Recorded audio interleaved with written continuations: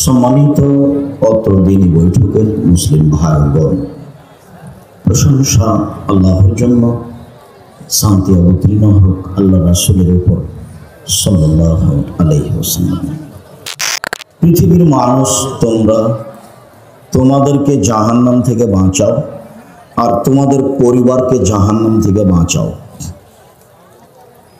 মরণের পরে কবর যত কঠিন, কিয়ামত তার চেয়ে অনেক বেশি কঠিন। কিয়ামত যত কঠিন, জাহান্নাম তার চেয়ে অনেক অনেক অনেক বেশি কঠিন।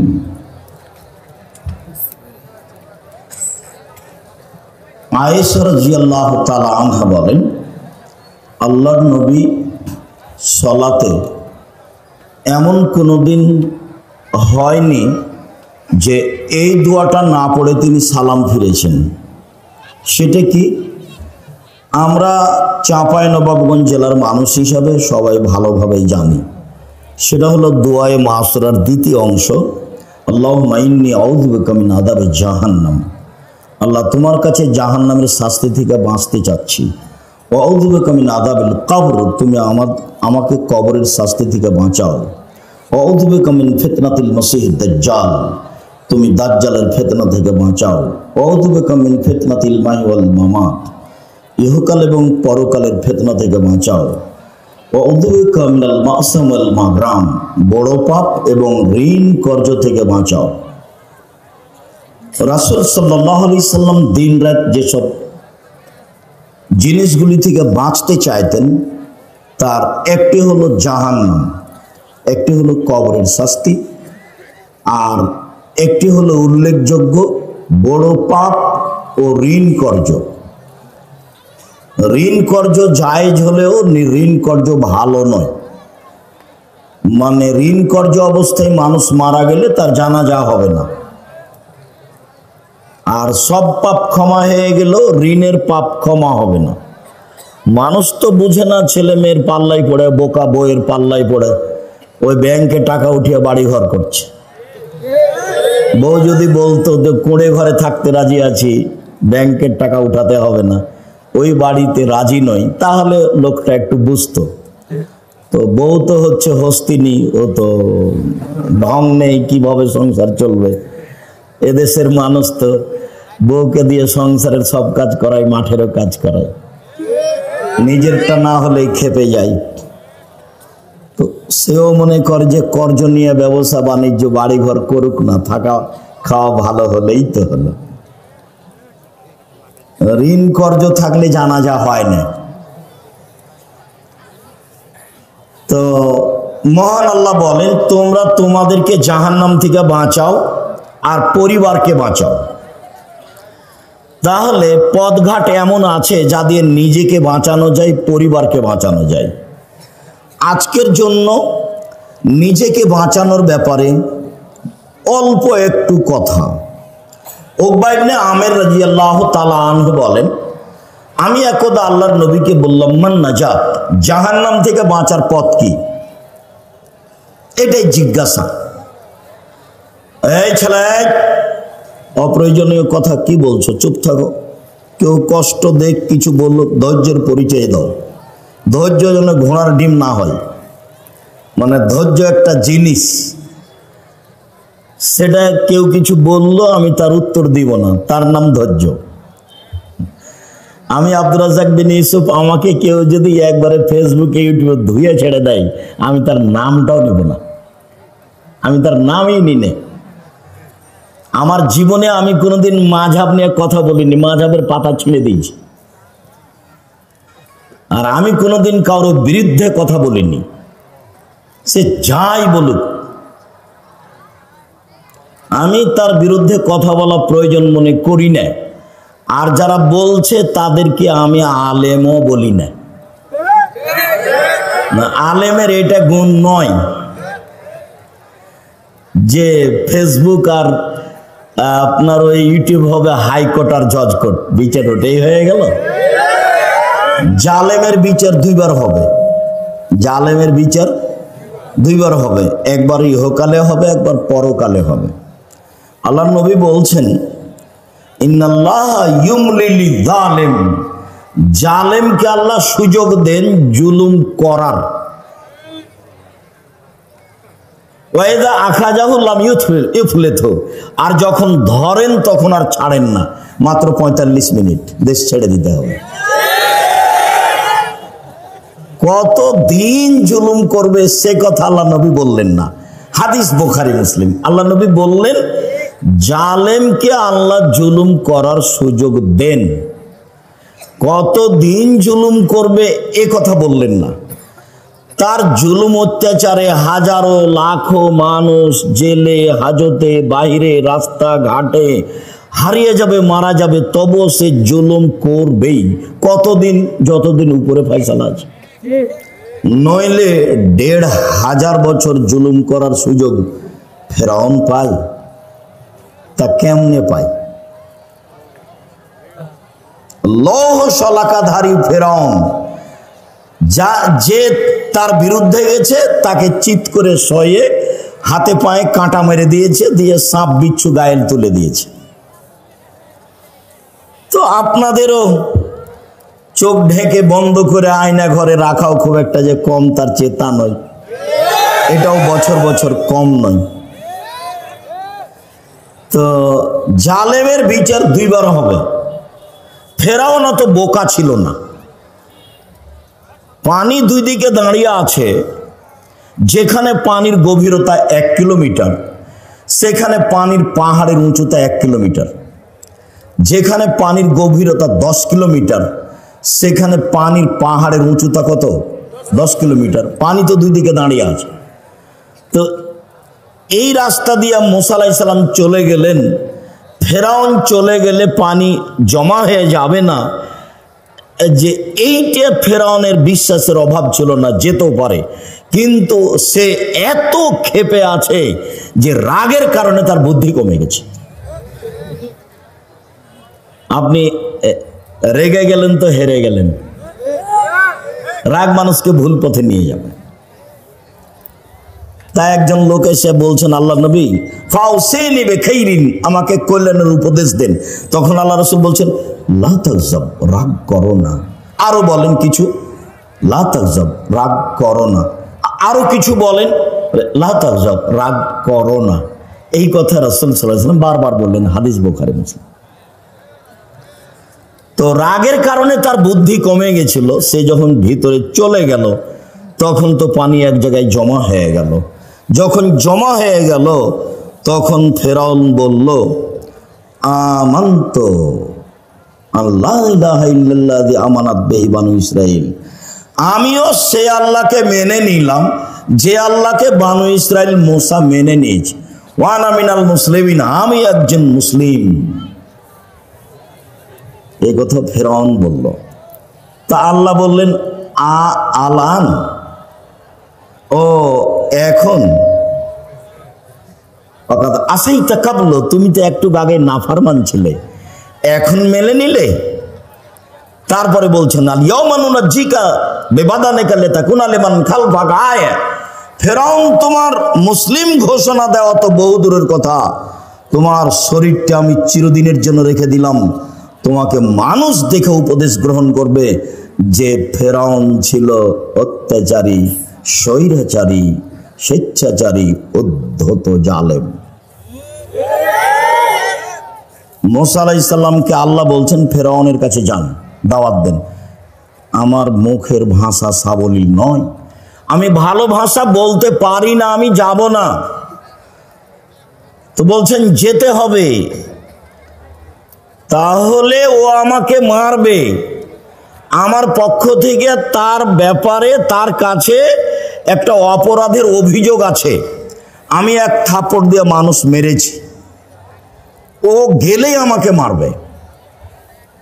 তো বললেন আমি তোমার সাথে আছি। মারবে কি করবে, আমি সাথে আছি। তো বললেন তাহলে আমার ভাইকে সাথে দিতে হবে। ঠিক আছে, তাই হলো। তোমার ভাইও সাথে থাকবে। দুই ভাই মিলে চলে গেলেন। গিয়েই বললেন বানি ইসরায়েলকে ছেড়ে দেন, মানে স্বাধীনতা চাইতে হবে। বানি ইসরায়েলকে দাস দাসীতে পরিণত করে রেখেছেন, বানি ইসরায়েলকে ছেড়ে দেন। তখন ফেরাউন বলতে লাগলো, তোমাকে কি আমি শিশুকালে লালন পালন করিনি? তুমি কি বহু বছর আমার মাঝে থাকনি? ফেরাউন বলছে, তুমি যা করেছো তা করেছো, তুমি তোমার কর্ম করেছো, এক থাপ্পড়ে তুমি মানুষ মেরেছ, তুমি বড় অকৃতজ্ঞ। এটা ফেরাউন বলল। তখন মুসা আলাইহিস সালাম বলছেন, আমি যা করেছি তা করেছি, আমি ভুল পথে ছিলাম। মানে এক থাপ্পড়ে মানুষ মেরেছি, এটাই ঠিক, আমি তখন ভুল পথে ছিলাম। আমি তোমার ভয়ে দেশ ছেড়েছি। আমার প্রতিপালক আমার প্রতি দয়া করেছেন, আমাকে জ্ঞানে গুণে পূর্ণ করেছেন, তিনি আমাকে নবী করেছেন। তুমি আমার প্রতি অনুগ্রহ করেছ, অনুগ্রহ করে তুমি খোঁটা দিয়েছ, খোঁটা দিয়ে তুমি বনী ইসরাইলকে দাস দাসীতে পরিণত করেছ। তুমি বড় উদ্ধত স্বৈরাচার সীমা লঙ্ঘন করেছ। জালেমের বিচার দুইবার হবেই। রাসূল সাল্লাল্লাহু আলাইহি সাল্লাম বললেন যে বাঁচার পথ তিনটে। এক, নিজেকে কন্ট্রোলে রাখো, বাড়ির বাইরে যায় না। দুই, মুখখান বন্ধ রেখো, মুখ ব্যবহার করো না। তিন, পাপের জন্য কাঁদো, জান্নাত পেয়ে যাবে।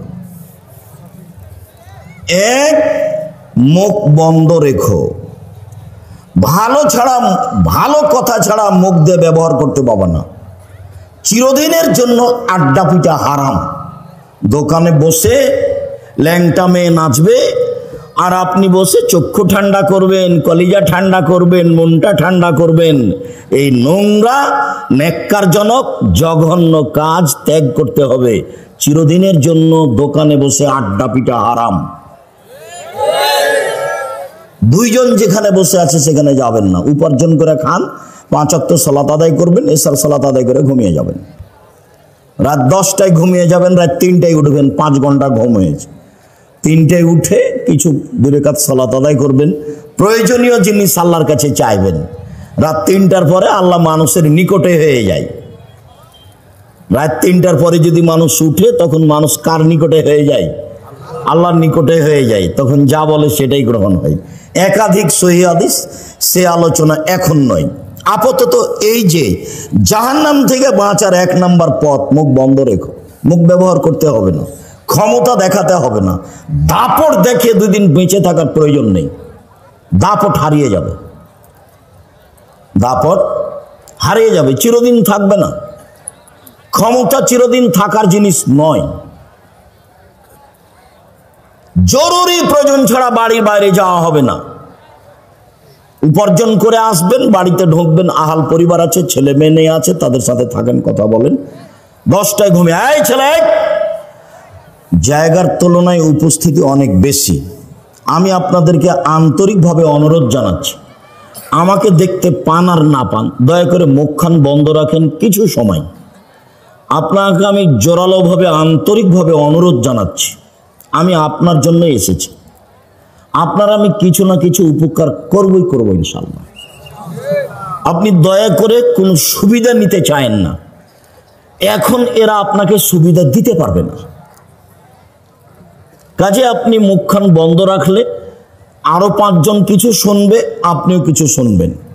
আর এখন যদি আপনি আপনার প্রয়োজন মিটান বা দোকান পাশে বসে কথা বলেন, তাহলে আপনার এই চরিত্রকে আমি ঘৃণা করি। আমি আব্দুর রাজ্জাক বিন ইউসুফ, চাঁপাইনবাবগঞ্জের মানুষ, মানে আমি আপনার কাছের মানুষ। আমি আপনার কাছে সবচেয়ে ভালোবাসা পাওয়ার হক রাখি। আমি আপনার কাছে সবচেয়ে বেশি দিন প্রচার করার অধিকার রাখি। এবং আপনি দিন ধর্মের ব্যাপারে আমার সাথেই পরামর্শ করবেন, এটা আমার আন্তরিক দাবি। আমি তাতে বলেছি, জাতির যদি রাস্তাঘাট করে দিতে না পারি, জাতির যদি স্কুল কলেজ করে দিতে না পারি, জাতিকে চূড়ান্ত সঠিক ধর্ম দিতে পারবো ইনশাআল্লাহ। ধর্মের ব্যাপারে জাতিকে ফাঁকি দিয়ে পরকাল হারাতে রাজি নই। আমি অন্য কাজ করি না, দিন রাত যেটা কাজ করি, 1 নাম্বার কাজ হলো শিক্ষকতা করা। একবারে ক্লাসের যেটা শেষ কিতাব বুখারী সেটা পড়াই। 2 নম্বর কাজ হলো ফতোয়া লেখা। আমি শরীয়ত মোটামুটি বুঝি মানুষ হিসেবে, তবে মানুষ ভুলের ঊর্ধ্বে নয়। আমি আলহামদুলিল্লাহ ফতোয়া লিখি প্রায় 26 বছর থেকে। আর দিন ধর্ম প্রচার করি, তখন অপ্রয়োজনীয় কোনো কথা বলি না, কোনোদিন কেসা কাহিনী বলি না। একবারে 90 সাল থেকে এখন পর্যন্ত সব চ্যালেঞ্জ দেওয়া আছে। কোনো জায়গাতে যদি দেখা যায় যে আমি মাযহাবের ব্যাপারে কথা বলেছি বা সরকারি কথা বলেছি, তাহলে আমি জাতির সামনে কথা বলবো না। এক, মুখ বন্ধ রাখতে হবে, মুনাফিকি করে কোনো লাভ নেই। দিন রাত হ্যাঁ করে হেসে এর বিরুদ্ধে বলে এখানে সেখানে গিয়ে তাহাজ্জুদ পড়ে জান্নাত কিনে যাবে না। আর এসব এক শ্রেণীর অশিক্ষিতা মেয়ে, ওর বাপে বলেছে আমার মেয়ে মাস্টার ডিগ্রি পাস।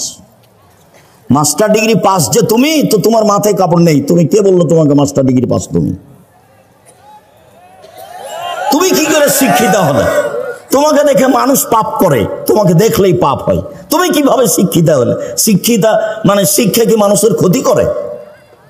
শিক্ষা মানুষের ক্ষতি করে না শিক্ষা মানুষের উপকার করে? তো তোমার দিয়ে তো ক্ষতি হয়। আর তোমাকে আমি কি দিয়ে বলবো? তোমার কথাটা আমি পরে বলতে চাচ্ছিলাম, দুঃখিত, আগেই চলে আসছে। যে আল্লাহ নবী বলছেন নবীগণের বৈশিষ্ট্য শিষ্টাচার 10টা। এটা বৈশিষ্ট্য নবীগণের।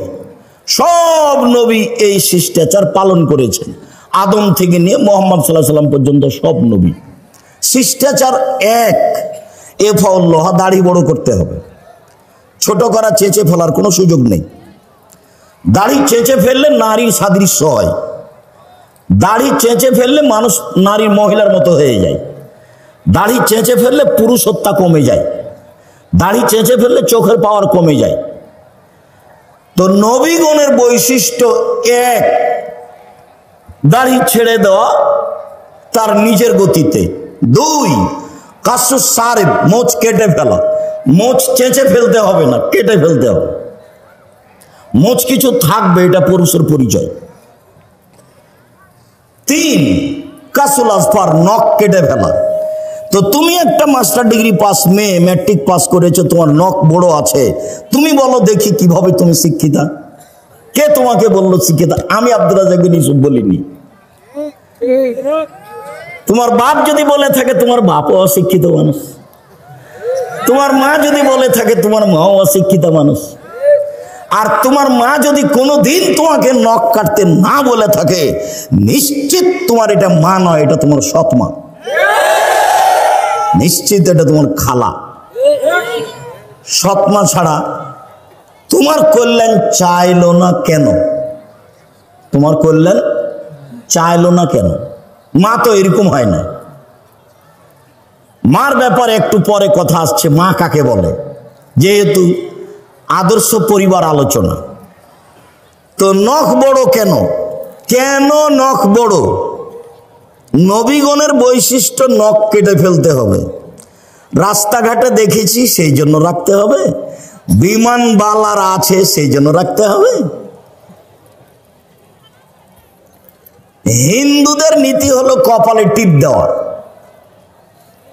হিন্দুদের নীতি হলো কপালে টিপ দেওয়া। তোমার কপালে টিপ কেন? ইহুদি খ্রিস্টানদের পতিতালয়ের মেয়েদের বৈশিষ্ট্য হচ্ছে নখে নেইল পালিশ দেওয়া। ইহুদি খ্রিস্টানদের পতিতালয়ের মেয়েদের বৈশিষ্ট্য হলো নখে নেইল পালিশ দেওয়া। ইহুদি খ্রিস্টানদের পতিতালয়ের মেয়েদের বৈশিষ্ট্য হলো নখে নেইল পালিশ দেওয়া। তো তোমার নখ বড়ই বা কেন? তোমার নখে নেইল পালিশ কেন? কে জবাব দিবে? আমি যদি তোমার বাপ মাকে অশিক্ষিত প্রমাণ করতে না পারি, আমি আব্দুর রাজ্জাক বিন ইউসুফ নিজের জেলায় বক্তব্য দেওয়া ত্যাগ করলাম, জিন্দেগিতে বক্তব্য দেব না।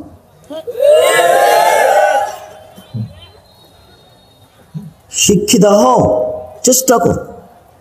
মানুষই চেষ্টা করতে পারে, গরু ছাগল নয়, পশু প্রাণী পারে না। নাথফুল এবেদ, বগলের লোম উঠিয়ে ফেলতে হবে। নারী পুরুষ একই হুকুম। বগলের লোম কেটে ফেলার কোনো সুযোগ নেই। যেভাবে সম্ভব, যেভাবে সহজ করে উঠে ফেলতে হবে। হালাকুল আনাত, নিচের লোম পরিষ্কার করতে হবে, ঊর্ধ্বে টান 40 দিন। যেভাবে সহজ, যেভাবে সম্ভব। পুরুষ নারী একই হুকুম। সব এগুলো নবীগণের বৈশিষ্ট্য। পেশাব পায়খানার পরে পানি দিয়ে পবিত্রতা অর্জন করতে হবে। পানি না থাকলে ঢেল টিস্যু পেপার, পানি আছে তখনও কেউ যদি ঢেল টিস্যু পেপার নেই তাহলে সে রাসূলকে অপমান করল। আর যারা বুঝেছে যে আগে ঢেল টিস্যু পেপার পানি পরে পবিত্রতার জন্য, তারা রাসূলের সাথে অন্যায় আচরণ করেছে। 40 কদম হাঁটার তো কোনো প্রশ্নই আসে না। পায়ের উপরে পা উঠিয়ে খক খক করে কাশার তো কোনো প্রশ্নই আসে না। আমি 1 মিনিটের জন্য ধরে নিলাম, এই ছেলে প্রস্তুত থাকো, কথা যেন কোনোটা মিস না হয়। শোনো, পবিত্রতা তো ভালো কাজ, তো স্বামী 40 কদম হাঁটবে পবিত্রতার জন্য ঢেল নিয়ে, স্ত্রীকে ঢেল নিয়ে 40 কদম হাঁটা লাগবে না? ধর্ম কি একজনের জন্য? স্ত্রীকে পায়ের উপরে পা উঠাতে হবে না? স্ত্রীকে পবিত্রতার জন্য খক খক করে কাশতে হবে না? বলুন, রাসূলের কাছে থাকেন, পথ সহজ হবে। বলছে আব্দুর রাজ্জাক সাহেব, বেশ কিছুক্ষণ ঢেল নিয়ে থাকার পরে থাকি এই জন্য যে পেশাব আসছে বলে মনে হয়। 40 ঘন্টা পরে যদি আপনি টিস্যু ফেলেন তবুও মনে হবে যে পেশাব আসলো মনে হয়। কেন? শয়তান এখন আপনাকে বোকা বানিয়েছে। আল্লাহর নবী বলছেন যে মসজিদ থেকে বের হবা না বায়ুর শব্দ স্পষ্ট কানে না শুনলে, আর বায়ুর গন্ধ স্পষ্ট নাকে না আসলে। কেননা শয়তান পেশাব পায়খানা রাস্তায় চলাচল করে। তুমি যদি সন্দেহের মধ্যে পড়ো তাহলে শয়তান তোমাকে বোকা বানাবে। আপনি এখন বলেন যে পেশাব এসে যদি কাপড় ভিজে যায় তবু আর উজু করবো না, এই সর সর শয়তান সর, কাপড় ভিজে যাক তুই সর এখান থেকে, তারপরে কোনো কথা, নইলে আপনি টিকতে পারবেন না। পাপের জন্য কাঁদুন, কথা এখানে সংক্ষিপ্ত করছি, একটা কথা থাকলো, পাপের জন্য কাঁদুন। রাসূল সাল্লাল্লাহু আলাইহি সাল্লাম বলেন, লা ইয়ালিজার রাজুলুন নারা বাকা মিন খাশিয়াতিল্লাহ হাত্তা ইয়ালিজাল লাবানু ফি দারে। গাভীর বাট ওলান থেকে চাপ দিয়ে দুধ বের করে ভিতরে ঢোকানো যায় না যেমন, আল্লাহর ভয়ে কাঁদে যে সে জাহান্নামে যাবে না তেমন। এই ছেলে দেখো তো, এই যে বাচ্চাগুলি কথা বলছে, তোমরা যারা আমাদের এখানে সহযোগিতা করতে এসেছো, ওই বাচ্চাগুলোকে একটু তোমরা কন্ট্রোল করো না। ও তো আমার অসুবিধা করছে, আরো তো 5 জনের অসুবিধা করতেই পারে। আর তোমরা যারা এই পাড়ার ছেলে, আজকে তো তোমরা বক্তব্য শুনতে পাবা না, আজকে আমাদের সহযোগিতা করো। গাভীর বাঁটে ওলানে চাপ দিয়ে দুধ বের করে ভিতরে ঢোকানো যেমন অসম্ভব, আল্লাহর ভয়ে কাঁদে যে তার জাহান্নামে যাওয়া তেমনি অসম্ভব।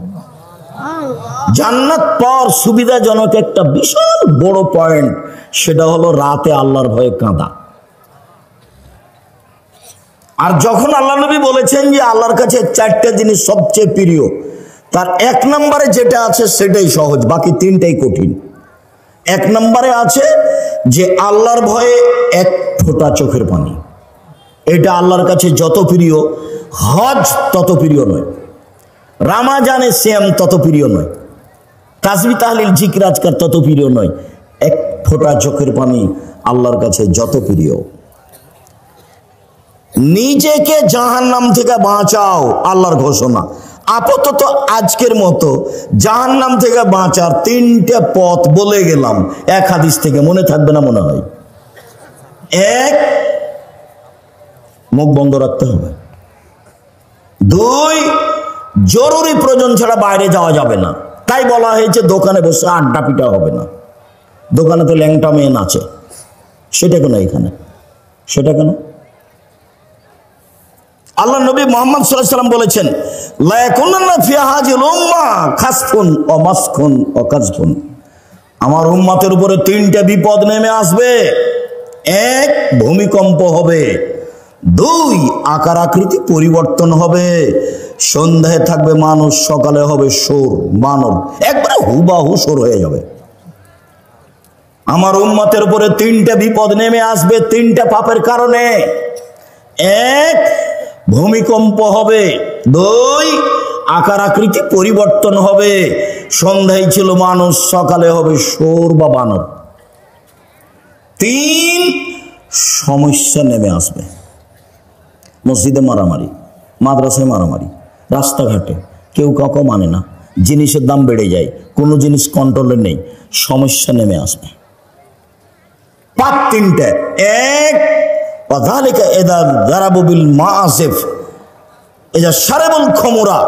যখন মানুষ নেশাদার দ্রব্য পান করবে। এলাকাতে নেশাদার দ্রব্য আছে কিছু, যদি এটা চাঁপাইনবাবগঞ্জ না থাকারই কথা। দেখো অন্য জেলাতে যাই তখন নিজের জেলার খুব প্রশংসা করি, শিক্ষা দীক্ষা জ্ঞান গরিমা চাকরি বাকরি। বিদেশে যখন যাই তখন বলি, আরে তোমরা তো কাজ করতে এসছো, রাস্তাঘাটে কাজ করো। চাঁপাইনবাবগঞ্জের মানুষ চাকরি করে,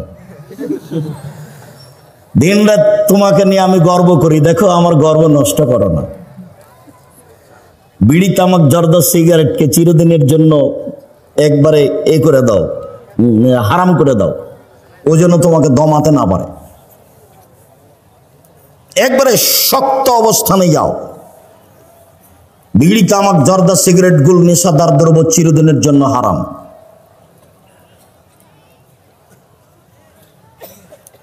রাসূল সাল্লাল্লাহু আলাইহি ওয়াসাল্লাম বললেন, আমার উম্মতের উপরে তিনটা বিপদ নেমে আসবে তিনটা পাপের কারণে। এক, আমার উম্মত যখন নেশাদার দ্রব্য পান করবে তখন তিনটা বিপদ নেমে আসবে। দুই, জাহরাতুল কায়নাত, মেয়েরা যখন নাচবে, সব মোবাইলে মেয়ে নাচে, সব দোকানে মেয়ে নাচে, প্রায় সব বাড়িতে মেয়ে নাচে, বড় বিশাল টিভি আছে, ইন্ডিয়ান মেয়ে নাচছে, জান ঠান্ডা হয়ে যাচ্ছে, কলিজা সহাত হয়ে যাচ্ছে, চক্ষু ঠান্ডা হয়ে যাচ্ছে, ধর্ম পাগল হয়ে গেছে। রাসূল সাল্লাল্লাহু আলাইহি সাল্লাম বলেন, তিন শ্রেণীর মানুষ জান্নাতে যাবে। তার এক শ্রেণীর মানুষ হচ্ছে অপর নারীকে দেখে যে চক্ষু নিচু করে। নেন এবার তোমার বড় মোবাইলের কি হবে? আমার কাছে একটা বাটন ছোট মোবাইল আছে, রিং হলে আমি শুধু অন করতে পারি। তুমি আমাকে বলেছো যে আব্দুর রাজ্জাক সাহেব আমার নামটা একটু সেভ করে রাখতেন, কিন্তু আমি সেভ করতে পারি না, আমি শুধু অন করতে পারি। ও দিয়েই জামিয়া সালাফিয়া চলে, মানুষের সাথে ওইটা দিয়েই কথা বলি।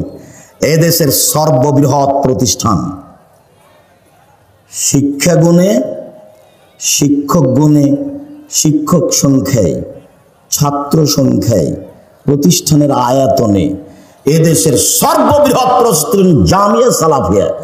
জামিয়া সালাফিয়াতে ইন্ডিয়ান, সৌদি আরব, বাংলাদেশের প্রায় 300 জন শিক্ষক শিক্ষিকা পাঠদান করে থাকেন। এখন চলমান 4 জন আছেন মদিনা বিশ্ববিদ্যালয়ের, 4 জনই টিচার, তারা ওখান থেকে এসে শিক্ষা দিচ্ছেন। সেদিন আপনারা দেখে এসেছেন তার নাম জামিয়া সালাফিয়া। জামিয়া সালাফিয়ায় প্রায় 5000 ছেলে মেয়ে পড়াশোনা করে, 519 জন এতিম আছে। জামিয়া সালাফিয়া ডাঙ্গিপাড়া পবা রাজশাহী প্রায় 40 বিঘা জমির উপর অবস্থান করে। মেয়েদের যেটা শাখায় এখন গড়তে যাচ্ছে সেটা 60 থেকে 70 বিঘা। যেটা রূপগঞ্জ জামিয়া সালাফিয়া ঢাকা, সেটা প্রায় 100 বিঘা জমির উপরে, 22 বিঘা মেয়েদের জন্য।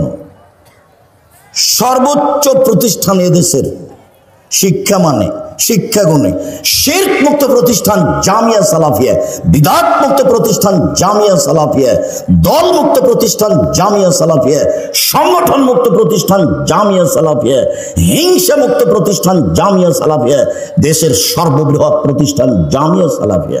জামিয়া সালাফিয়া চাঁপাইনবাবগঞ্জের প্রতিষ্ঠান। চাঁপাইনবাবগঞ্জের লোক এটা করছে, চাঁপাইনবাবগঞ্জের লোকের জন্য এটা গৌরব।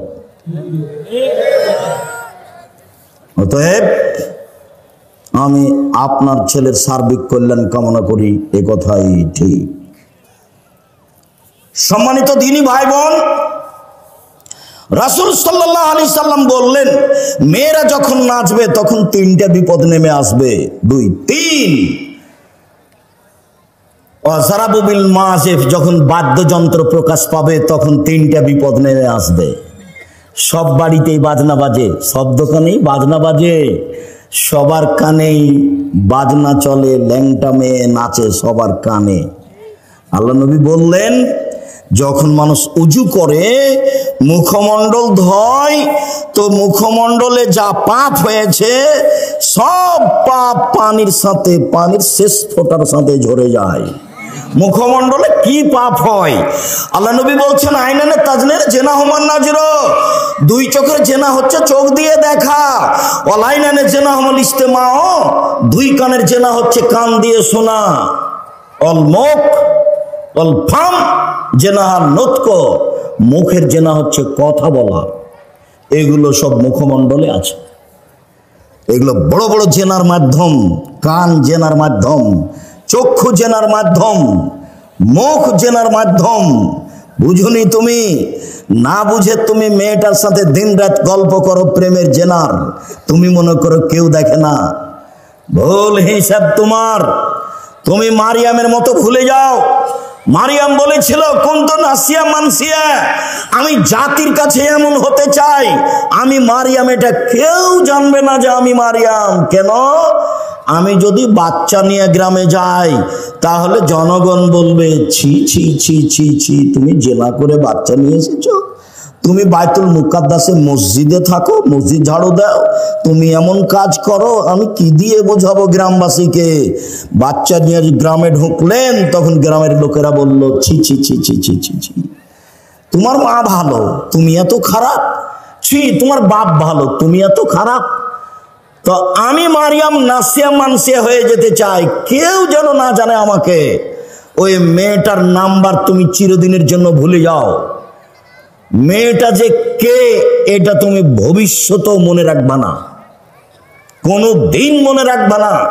নইলে ও তোমাকে ধ্বংস করবে, তোমার বাপকে ধ্বংস করবে, তোমার বংশকে ধ্বংস করবে, তোমার জাতিকে করবে। তুমি সেখান থেকে ফিরে আসো 1 মিনিট, তোমাকে এখানে বাস্তব দেখায়। জুলাইখায় দরজা বন্ধ করেছিল সব, জুলাইখা সব দরজা বন্ধ করে বলেছিল ইউসুফকে, হাই তালাক, এইসব তুমি আমার সাথে জেনায় লিপ্ত হও। তখন এইসব বলেছিলেন, মাযাল্লাহ, আমি আল্লাহর কাছে আশ্রয় চাচ্ছি। বলো কি তুমি? ইন্নাহু রাব্বি হাসানা মাসায়া, আরে তোমার স্বামী আমার মালিক, আমাকে ভালো থাকতে দিয়েছেন, আমাকে ভালো খেতে দিয়েছেন, আমি এই অন্যায় কেমনে করি? তোমার স্বামী আমার মালিক, জুলাইখা তোমার স্বামী আমার মালিক, আমাকে ভালো থাকতে দিয়েছেন, ভালো খেতে দিয়েছেন, আমি ওই অন্যায় কেমনে করতে পারি? মাযাল্লাহ, আমি আল্লাহর কাছে আশ্রয় চাচ্ছি। এই বলে তিনি দিলেন দৌড়। তখন দরজা খুলে বের হয়েছেন, এটা বোঝা যায় না। তিনি যখন শেষ দরজায় বের হয়েছেন, পিছনে আছে জুলাইখা, সামনে পড়ে গেল জুলাইখার স্বামী, এক জায়গায় 3 জন। জুলাইখার স্বামী, জুলাইখা, ইউসুফ আলাইহিস সালাম। সামনে পড়তেই জুলাইখা বলল, দেখেন কথা উল্টে দিচ্ছে। জুলাইখা বলল, এই দেখেন, আপনি যাকে বাড়িতে রেখেছেন সে আপনার স্ত্রীর সাথে জেনা করতে চায়। এত খারাপ মানুষ আপনি বাড়িতে রাখেন, এর কি শাস্তি হতে পারে? আরে আপনি কি শাস্তি উল্লেখ করবেন? আমি জুলাইখা বলছি, একে যথাযথ পিটন দিতে হবে, নইলে জেলখানায় বন্দি করতে হবে। 12 বছর জেল হলো। 12 বছর পরে সরকারের পক্ষ থেকে ইউসুফকে ডেকে পাঠানো হলো। ইউসুফ বললেন, জি না, আমি জেল থেকে বের হব না যতক্ষণ পর্যন্ত জুলাইখা জাতির সামনে ঘোষণা না দিবে আমি জুলাইখা অন্যায় করেছি, ইউসুফ করেনি। এই ঘোষণার পূর্ব পর্যন্ত আমি ইউসুফ জেল থেকে বের হব না। আমাদের নবী মুহাম্মদ সাল্লাল্লাহু আলাইহি ওয়াসাল্লাম বললেন, আমার চেয়ে ইউসুফের অনেক ধৈর্য বেশি, আমার চেয়ে ইউসুফের অনেক ধৈর্য বেশি। আরে আমি মুহাম্মদ সাল্লাল্লাহু আলাইহি ওয়াসাল্লাম যদি 12 বছর জেলে থাকতাম আর সরকারিভাবে যদি আমাকে ডেকে পাঠানো হতো, তাহলে আমি তাড়াহুড়া করে বের হতাম, চলো চলো চলো চলো। আমাদের নবী মুহাম্মদ সাল্লাল্লাহু আলাইহি ওয়াসাল্লাম বলছেন যে আমার চেয়ে ধৈর্যশীল কে? ইউসুফ আলাইহিস সালাম। ইউসুফ আলাইহিস সালাম বলছেন, জি না, হবে না, আগে জুলাইখাকে জাতির সামনে ঘোষণা দিতে হবে। জুলাইখা ঠিকই 12 বছর পরে জাতির সামনে ঘোষণা দিল, আমি অন্যায় করেছি, ইসব অন্যায় করেনি। এই যে দেখছেন না, নারী হলো 3 জানের বড়ি, নারী হলো 3 জানের বড়ি। গোপন কথা বলা হবে না, সাথে সাথে তার ফাঁদে পড়া হবে না, তার ফাঁদে পড়লে সব কিছু হারিয়ে যাবে। শুনুন, রাসূল সাল্লাল্লাহু আলাইহি সাল্লাম বলেন, 3টা পাপের কারণে আমার উম্মতের উপরে গজব নেমে আসবে।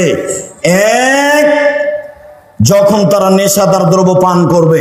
2, মেয়েরা যখন নাচবে। 3, যখন বাদ্যযন্ত্র প্রকাশ পাবে। সব দোকানে বাজনা বাজে, সব মোবাইলে বাজনা বাজে। তোমার মোবাইলে যেন আর কখনো কোনো মেয়ে না নাচে, চিরদিনের জন্য তুমি বন্ধ করো। চক্ষু ঠান্ডা করে জান্নাতের মেয়ে ভোগ করার হিসাব করো না।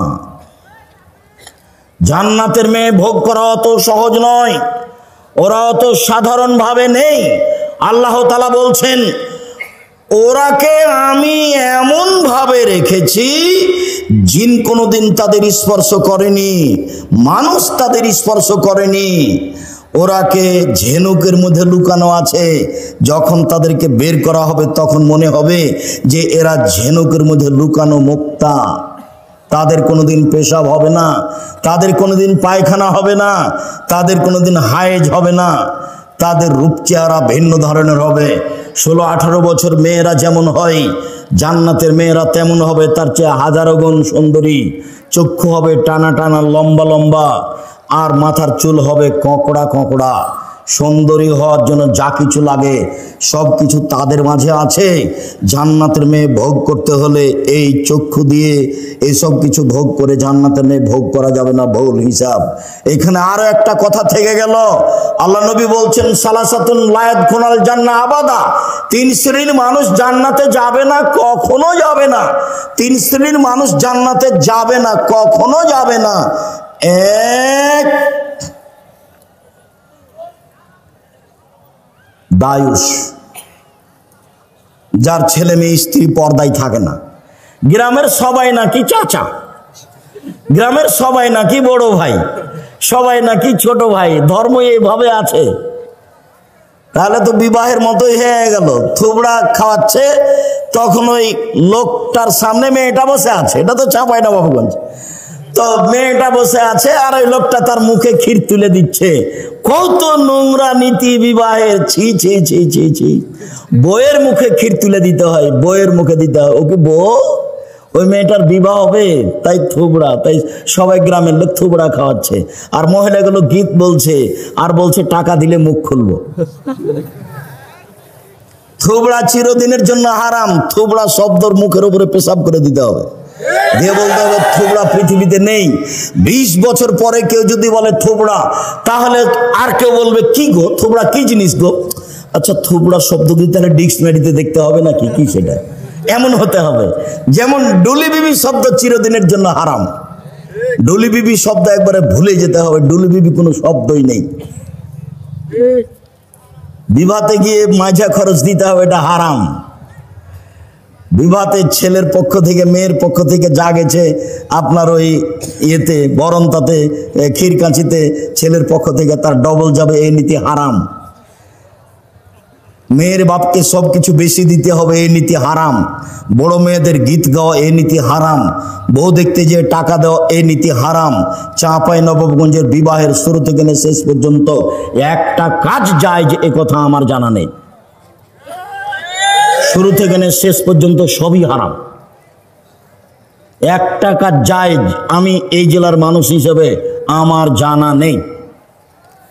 যদিও এরা একটা কাজ মনে করে যে উকিল বাপ লাগে, উকিল বাপ লাগে। তো রংপুর, দিনাজপুর, লালমনিরহাট, নীলফামারী, কুড়িগ্রাম, পঞ্চগড়, ঠাকুরগাঁ এসব ডিস্ট্রিক্টের মানুষ মনে করে যে উকিল বাপ ধরাই লাগবে। আর চট্টগ্রামের লোক মনে করে যে উকিল বাপই হলো বাপ। আজ থেকে ওই হলো বাপ, ওই মেয়ের বাড়ি যাবে, ও আসবে, এই হলো বাপ ঘোষণা হয়ে গেছে। যাবে আসবে, যাবে আসবে, মরা পর্যন্ত হলো বাপ আর হলো বেটি। কেমন কথা! এ কোন ধরনের নোংরা নীতি? বিবাহের জন্য 4 জন সাক্ষী লাগে না, 2 জন লাগে। 4 জন নয়, খাতাতে নিয়ম লেখা আছে, ওটা হারাম। দুইজন সাক্ষী, পক্ষে নয়। একটা বিবাহ জায়েজ হওয়ার জন্য কয়টা সাক্ষী? দুইজন, বাস। কোর্টের বিবাহ বাতিল। কোর্টে যদি বিবাহ হয় আর মেয়ে যদি 10 ছেলে হয়ে যায় তো 10টাই হারাম। 10 ছেলের মায়ের বিবাহ পড়াতে হবে। কাকে দিয়ে পড়াতে হবে? ওর বাপকে। বলো ওর বাপ মারা গেছে। তো ওর ভাই, বলো ওর বড় ভাই মারা গেছে। বলো ওর ছোটবেলায় ছোটটাও মারা গেছে। কে আছে? যেগুলো ছেলে জন্ম নিয়েছে সেগুলো আছে। ওর মা আর বিবাহ পড়ায়।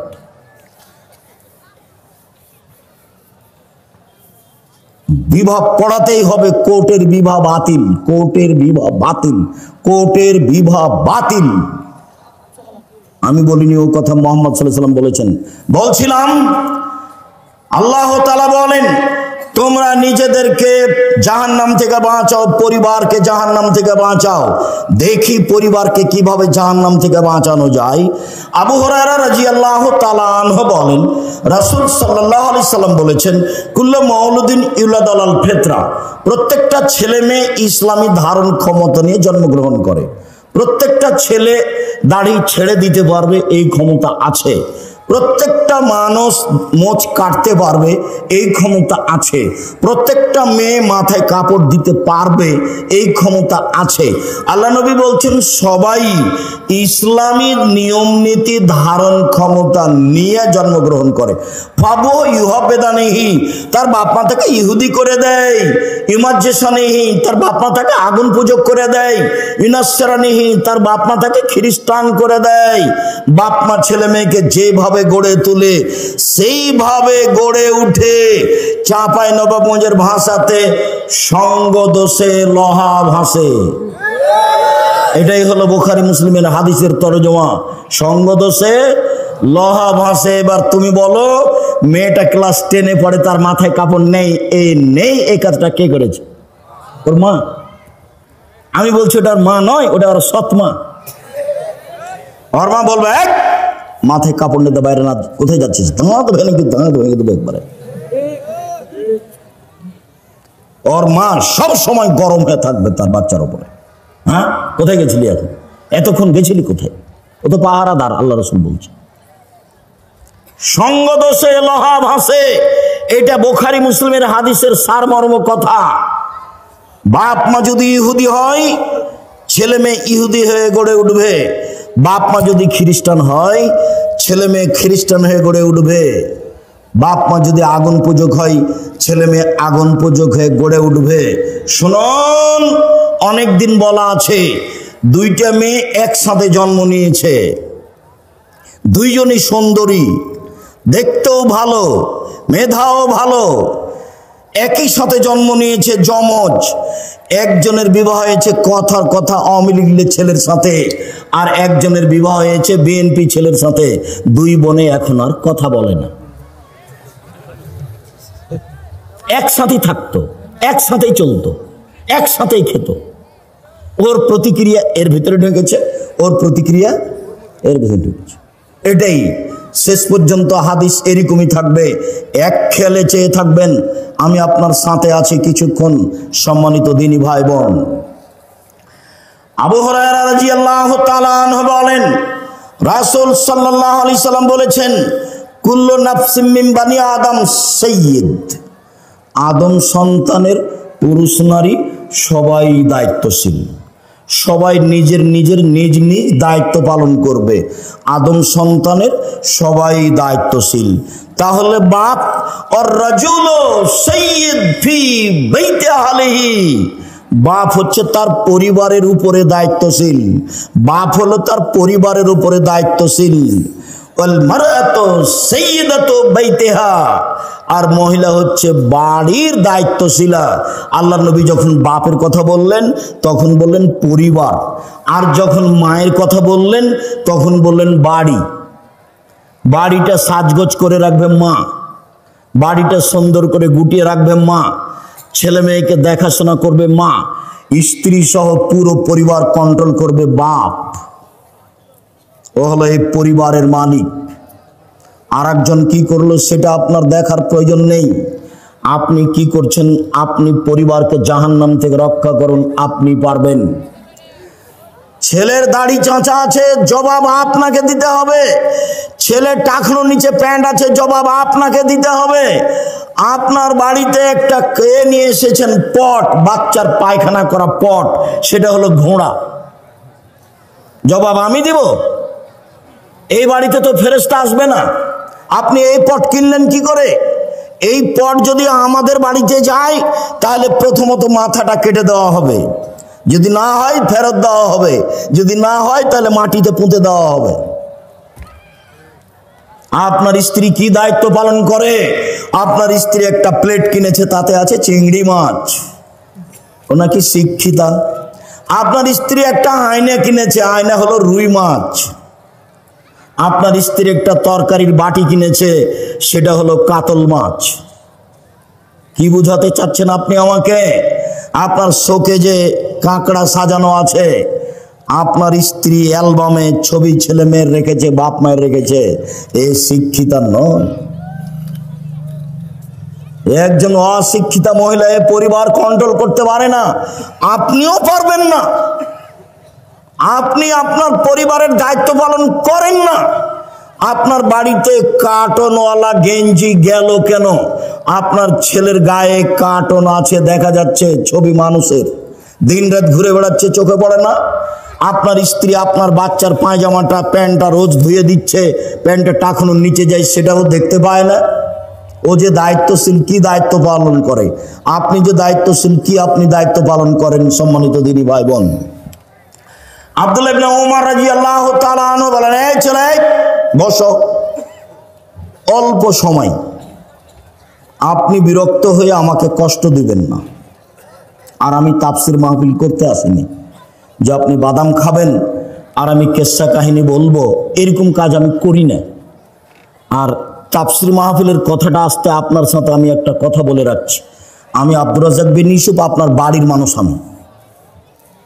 আমি চাঁপাইনবাবগঞ্জের মানুষ, মানে আমি আপনার বাড়ির মানুষ, আপনার বাড়ির মানুষ আমি হতে চাই। আপনি উপেক্ষা করে কিছু করলে জবাব আপনাকে কিয়ামতের মাঠে দিতে হোক, এটা আমি চাই না। শুনুন, আল্লাহ রাসূল বললেন, পৃথিবীর মানুষ বাল্লিগু আন্নী ওয়ালা আয়া, আমার একটা কথা জানা থাকলে অন্যকে বলো। পৃথিবীর মানুষ আমার একটি কথা জানা থাকলে অন্যকে বলো। দুই, ওয়া হাদিসু আন বানি ইসরাঈল ওয়ালা হারাজ, বানি ইসরাঈলের কাহিনী বলো, কোনো দোষ নেই। বানি ইসরাঈলের কাহিনী বলো, কোনো দোষ নেই। আমান কাযাবা আলাইয়া মুতাআম্মিদান ফালিয়াতাবাওয়া মাকাদাহু মিনান নার, কেউ যদি কোনো কথা আমার নামে বলে, সেই কথা যদি আমার না হয় তাহলে তার থাকার জায়গা জাহান্নাম। পাগড়ি যত বড়ই হোক, জুব্বা যত বড়ই হোক, রেহাই হবে না। আপনি যেই কথাটা মুখ দিয়ে বললেন, যেই কথাটা কলমে লিখলেন, সেটা যদি নবীর না হয় তাহলে আপনার থাকার জায়গা জাহান্নাম। জেনা করে জাহান্নামে গেছে এই কথা নয়, সুদ খেয়ে জাহান্নামে গেছে এই কথা নয়, মানুষকে মেরে জাহান্নামে গেছে এই কথা নয়, জুলুম অত্যাচার করে জাহান্নামে গেছে এই কথা নয়। ধর্মের নামে একটা কথা বলেছে যেটা রাসূলের নয়। আমি আপনাকে শতদিন বলেছি, আমার চাচাতো ভাই চাঁপাইনবাবগঞ্জ শহরের ওই পাশে বক্তব্য শুনতে এসে আমাকে বাড়িতে গিয়ে বলছে যে তাফসির যে করলো, সে কি তাফসির, ওগুলো তোরা জানিস না। ভাইজান কি বললো? ও ছাড়, ওগুলো তোরা পারবি না। আচ্ছা বলেন, আমি একটু শুনি, কি করলো একটু বলেন না। তখন বলছে জীবনে ওই সব তাফসির শুনিসনি। আচ্ছা শুনিনি বলেন। তো বলছে যে আদম আলাইহিস সালাম ঘুম থেকে উঠে দেখেন পাশে একজন সুন্দরী মহিলা। তো আদম আলাইহিস সালাম হাত বাড়ালেন, তখন ফেরেশতা বলছেন থামেন। তো আদম আলাইহিস সালাম বলছেন কেন? বলে মোহর দিতে হবে। মোহর আবার কি? তো বলছে যে মুহাম্মাদের নামে 10 বার দুরূদ পড়ে দিতে হবে, সেইটা হলো মোহর। আল্লাহ বলছেন যে আদম আলাইহিস সালাম সবচেয়ে বড় শিক্ষিত পৃথিবীতে। কেন? আল্লাহ বলছেন আমি আদমকে কি করেছি? সব কিছু শিখিয়ে দিয়েছি। এমন কোনো কিছু পৃথিবীতে ছিল না, এখন নেই, কিয়ামত পর্যন্ত হবে না, যেটা আদম জানতেন না। আদম আলাইহিস সালাম পৃথিবীতে সবচেয়ে বড় শিক্ষিত। এত বড় শিক্ষিত মানুষ বউখান কিভাবে হালাল করতে হবে সেটাই জানেন না। মোহর না দিয়েই হাত বাড়াতে গেলেন, ফেরেশতা বললেন থামেন। আদম আলাইহিস সালাম বললেন কেন? মোহর দিতে হবে। মোহর আবার কি জিনিস? মুহাম্মাদের উপরে 10 বার দরুদ পড়ে দিতে হবে, 1000 বার দরুদ পড়ে দিতে হবে। আমি কিয়ামত পর্যন্ত সময় দিয়েছি, কিয়ামত মানে আমার মরা পর্যন্ত। যেমন কোরআন মাজিদের গায়ে শরীফ লিখা আছে, আমি সময় দিয়েছি কিয়ামত পর্যন্ত না আমার মরা পর্যন্ত। কোরআন মাজিদের শেষে 1 পৃষ্ঠা দোয়া লিখা আছে, দোয়া খাতমুল কোরআন। আমি বলেছি নবীর নয়, এটা মানুষের বানানো। সময় দিয়েছি কিয়ামত পর্যন্ত না আমার মরা পর্যন্ত। আপনি মনে কষ্ট নিয়েন না, আমি আপনার ভাই। আপনি মনে কষ্ট নিয়েন না, আমি আপনার ভাই। আপনি মনে কষ্ট নিয়েন না, আমি আপনার ভাই, আমি আপনার ছেলে। আপনার বাড়িতে লেখাপড়া করে আমি মানুষ হয়েছি, আপনার সামনে আমি হক কথা বলবো, এটা আমার অধিকার আছে। আপনি যদি কিছু মনে করেন আমি দুঃখিত, আপনি দায়িত্ব পালন করেননি। এই জন্য মকসুদুল মুমিনিন বইয়ে প্রথমে লেখা আছে 1 ওয়াক্ত নামাজ কাজা করলে 80 হোক বা জাহান্নামে থাকতে হয়। প্রমাণ করেন দেখি, প্রমাণ করেন দেখি। বইয়ের এক জায়গাতে হেডলাইনে লেখা আছে অবিবাহিত ছেলে মেয়ের পড়া নিষেধ। অবিবাহিত ছেলে মেয়ের পড়া নিষেধ। যে দেখে সেই পড়ে, যে দেখে সেই পড়ে, যে দেখে সেই পড়ে।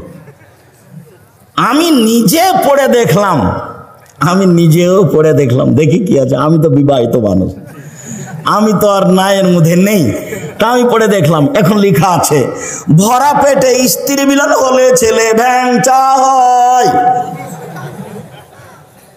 সফরের পূর্বে স্ত্রী মিলন হলে ছেলে কানা হয়, চন্দ্র সূর্য গ্রহণে স্ত্রী মিলন হলে ছেলে টেরা হয়।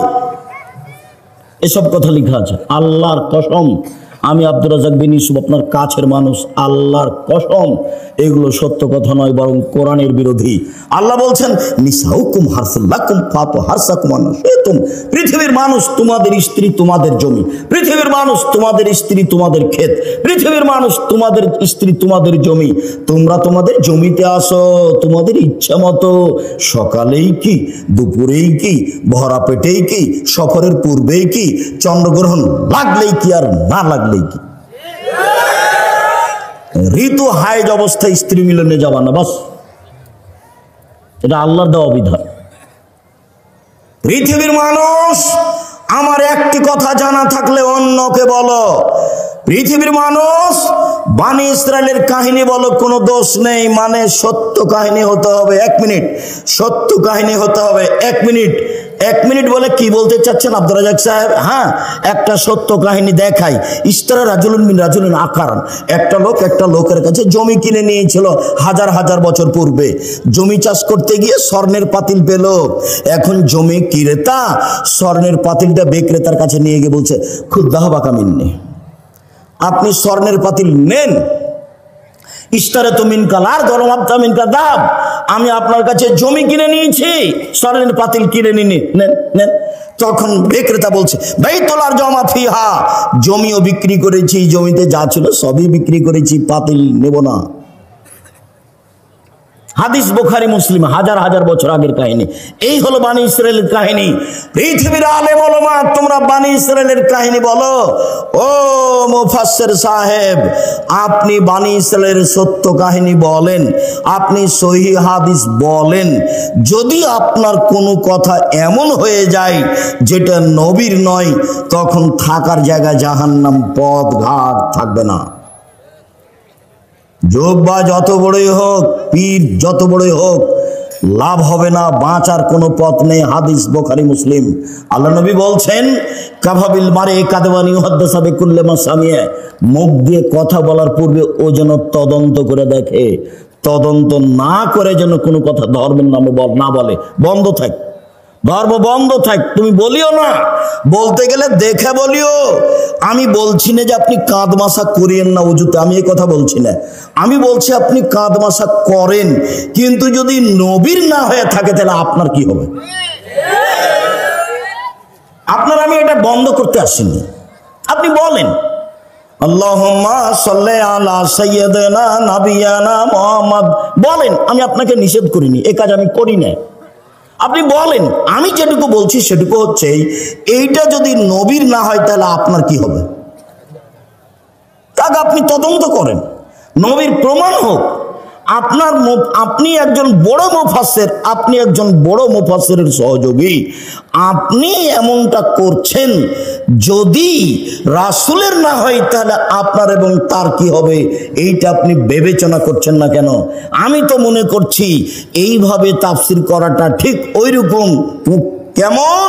ফাতেমা যেমন বলেছিলেন, ফাতেমা কান্দিয়া কয় আজ বুঝি হুসাইন কারবালাতে শহীদ হয়।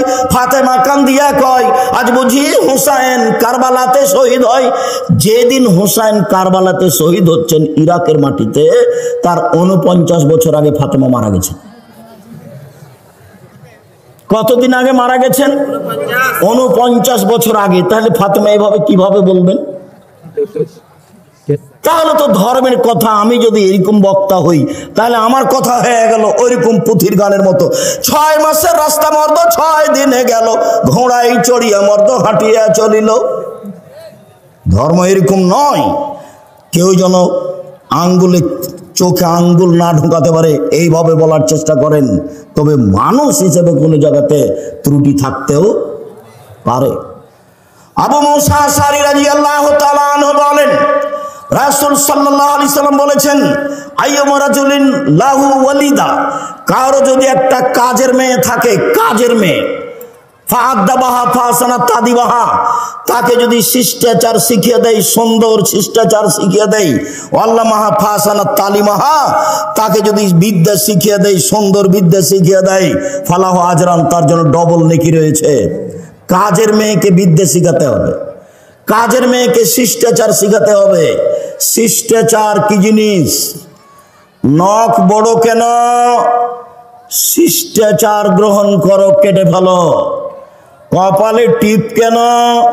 শিষ্টাচার গ্রহণ করো, টিপ তুলে ফেলো। শোনো, যেই ওই পায়ে যেগুলো বাজে সেগুলো কি? নূপুর। এই বাজনা নূপুর কেন? এটা শয়তানের বাজনা, খুলে ফেলো। এইভাবে চুল বেনি করে উপরে ধামাওয়ালিদের মতো করে রেখেছো কেন? এই শিষ্টাচার বন্ধ করো। শিষ্টাচার কি জিনিস? শিষ্টাচার কি জিনিস? আম্মু বাড়ি থেকে বের হলে আমাকে সালাম দিয়ে বের হও, শিষ্টাচার। আম্মু বাড়িতে ঢোকার সময় সালাম দিয়ে ঢোকো, শিষ্টাচার। আম্মু পড়তে বসলে নাসফালাক ইখলাস রব্বে জিদনি ইলমা বলে পড়তে বসো, শিষ্টাচার। আম্মু ডান পায়ের জুতা আগে পরো, বাম পায়ের জুতা পরে পরো, শিষ্টাচার। আম্মু বাম পায়ের জুতা আগে খুলো, ডান পায়ের জুতা পরে খুলো, শিষ্টাচার। আম্মু টয়লেটে ঢোকার সময় দোয়া পড়ো, বের হওয়ার সময় দোয়া পড়ো, শিষ্টাচার। আম্মু মসজিদে ঢুকলে ডান পা আগে দাও, বাম পা পরে দাও, শিষ্টাচার। আম্মু মসজিদ থেকে বের হলে বাম পা আগে দাও, ডান পা পরে দাও, শিষ্টাচার। শিষ্টাচার দিয়ে, ইসলামী শিষ্টাচার দিয়ে দিন রাত পূর্ণ হয়ে আছে। আম্মু ডান হাতে গিলাস ধরো, 3 শ্বাসে পানি পান করো, শিষ্টাচার। ফিলিস্তিনের লোকেরা অরিজিনাল আরবি, মূল আরবি। ফিলিস্তিনের লোকেরা একবারে নগদ আরবি, কিন্তু তারা নিচে নামতে নামতে নামতে এমন নেমেছে যে শিষ্টাচার টোটালেই ভুলে গেছে। আব্দুর রহিম মিশর আজহারে পড়তো, সেই সুবাদে গাজা ফিলিস্তিনের লোকেরা যারা মিশরে এসেছিল, ওদের আমরা বাছাই করে কয়েকশো লোককে কয়েকবার সহযোগিতা করেছি। তো আমি সেদিন সহযোগিতা দিচ্ছি আপনাদের পক্ষ থেকে। তা আমি যখন দিচ্ছি তখন বাম হাতে নিল, আর একজন বাম হাতে নিল। আমি দেওয়া বন্ধ করে বক্তব্য দিলাম। আমি আরবিতে শুনলাম, ওরা তো আরবি আমার চেয়ে বেশি বুঝে। যখন বললাম বাম হাত হলো শয়তানের জন্য, ডান হাত হলো রাসূল বলছেন খাওয়ার জন্য, পবিত্রতার জন্য। আয়েশা রাদিয়াল্লাহু আনহা বলছেন রাসূলের ডান হাত খানটা পবিত্র কাজের জন্য, খাওয়ার জন্য, আর বাম হাত খানটা খালা এই পেশাব পায়খানার জন্য। অমিন কাদারা, আর যে খারাপের ময়লার জন্য ওরা একবারে গুলগুলা হয়ে বুঝলো আরবি, ওরা তো আরবিতেই জন্ম। এবার বললাম নেন, তখন বাম হাত বাড়িয়ে গেল। কেন বলেন তো? আদত, অভ্যাস। বক্তব্য বুঝলো ঠিকই, কিন্তু যেটা চলমান অভ্যাস সেটা পরিবর্তন সহজে করতে পারলো না। বাম হাতে নিচ্ছে, বাম হাতে নিচ্ছে, বাম হাতে খাচ্ছে, বাম হাতে চা ধরছে। শয়তান খায় বাম হাতে, পেশাবের কাজ বাম হাতে, পায়খানার কাজ বাম হাতে, ছুঁচে বাম হাতে। মানুষ কি করে? ছুঁচে বাম হাতে, পায়খানা লাড়ে বাম হাতে। আচ্ছা, আপনি বাম হাতে চা খাচ্ছেন, আপনার একটু মানবতা নাই? আপনি শিক্ষিত মানুষ, কে বললো? আমি বলিনি ভাইজান, আমি কোনোদিন বলিনি। আপনাকে আমি গরু ছাগলের মতো মনে করি। বুঝেও বুঝে না ওরা, অন্তর আছে বুঝে না, দেখেও দেখে না ওরা, চক্ষু আছে দেখে না, শুনেও শুনে না ওরা, কান আছে শোনে না। উলাইকা কালানাম, তারা পশু প্রাণীর মতো, তারা গরু ছাগলের মতো, তারা কুকুর শ্রীর মতো। ভালো মজা তার চেয়ে বেশি, তার চেয়ে বেশি খারাপ। যে শ্বশুরের কাছে যৌতুক নেই সে কুকুর শ্রীগালের চেয়ে বেশি খারাপ। 24 ঘন্টার মধ্যে সন্ধ্যা হতে হতে মোটরসাইকেল ফেরত দিতে হবে।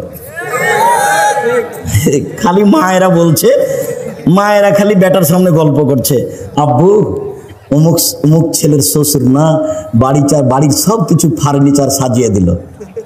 খালি মায়ের সামনে এগুলো, মায়ের গল্প, ছেলের সামনে মা এগুলো গল্প করছে। মেয়ের বাপ ফার্নিচার সাজিয়ে দিবে, তুমি কি বলবে মাকে? আম্মা দিন মজুরি করে খেলেও শ্বশুরের জিনিস নেব না, প্রয়োজনে ভিক্ষা করে যদি খেতে হয় তবু শ্বশুরের জিনিস নেব না, বরং শ্বশুরকে একটা বছর শেষে লুঙ্গি কিনে দিব। যৌতুক চিরদিনের জন্য হারাম।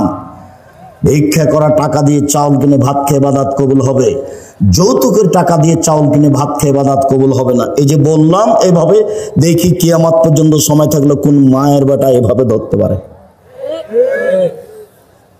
যৌতুকের টাকা দিয়ে চাউল কিনে ভাত খেয়ে ইবাদত কবুল হবে না, যৌতুক ফেরত দিতে হবে। কাজ করে খেতে শিখতে হবে, শ্বশুরের সাথে নয়। ঘর জমায় হয়ে কাজ করতে রাজি নয়, দিন মজুরি করে খেতে রাজি আছি। নিজের ব্যক্তিত্ব বিক্রি করতে রাজি নয়। মানুষের বাড়িতে কাজ করে খাবো, সারাদিন কাজ করব, বিকেলে 600 টাকা পাবো। এই যে 600 টাকার মালিক আমি।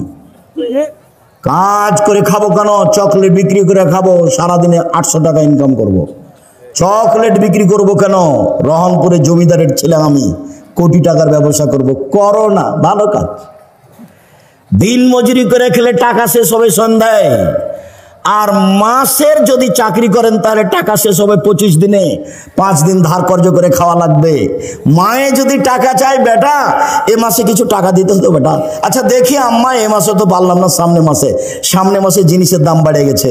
তখন বলছে আম্মা কিছু যে করতে পারলাম না। তাহলে কি করতে হবে? ব্যবসা। আল্লাহ রাসূল বলছেন সত্যবাদী ব্যবসায়ী জান্নাতে নবীর সাথে থাকবে। আল্লাহ নবী বললেন ব্যবসায় মিথ্যা কথা কসম চলে আসে আসুক, তুমি কিছু দান খয়রাত করে দাও, তাতে মিটে যাবে। ব্যবসার সব পথ খোলা আছে। ব্যবসা করে উপার্জন করে খেতে শিখতে হবে। চাঁপাইনবাবগঞ্জের লোকের মতো নয়। চাঁপাইনবাবগঞ্জের লোক 2 ধরনের, একটা চাকরি আর একটা দিন মজুরি। আমি যখন দেশে যাই, সৌদি আরব, কুয়েত, কাতার, বাহরাইন, মিশর, আপনার আবুধাবি, দুবাই, ওমান, লন্ডন, এইসব দেশে যখন যাই তখন গিয়ে থাকি। বাড়ি কোথায়? ব্রাহ্মণবাড়িয়া। বাড়ি কোথায়? সন্দ্বীপ। বাড়ি কোথায়? কুমিল্লা। কেউ বলে না যে বাড়ি রহনপুর, কেউ বলে না, কেউ বলে না চাঁপাইনবাবগঞ্জ। মাস গিয়ে থাকছি, মাস যেখানেই যাই মানুষ সম্মান করে খুব বেশি। একবার সম্মান দেখে মনে হয় যে আল্লাহ এই দুনিয়াতে সম্মান দিয়ে শেষ করো না, এটা আমার জন্য পরকালে লাগবে। আমি এইভাবে চাইনি, আমার পরকালটা টিকিয়ে দাও, ওটা থাক, তারপরে এটা দাও, ওখানের জন্য ঘাটতি না হয়।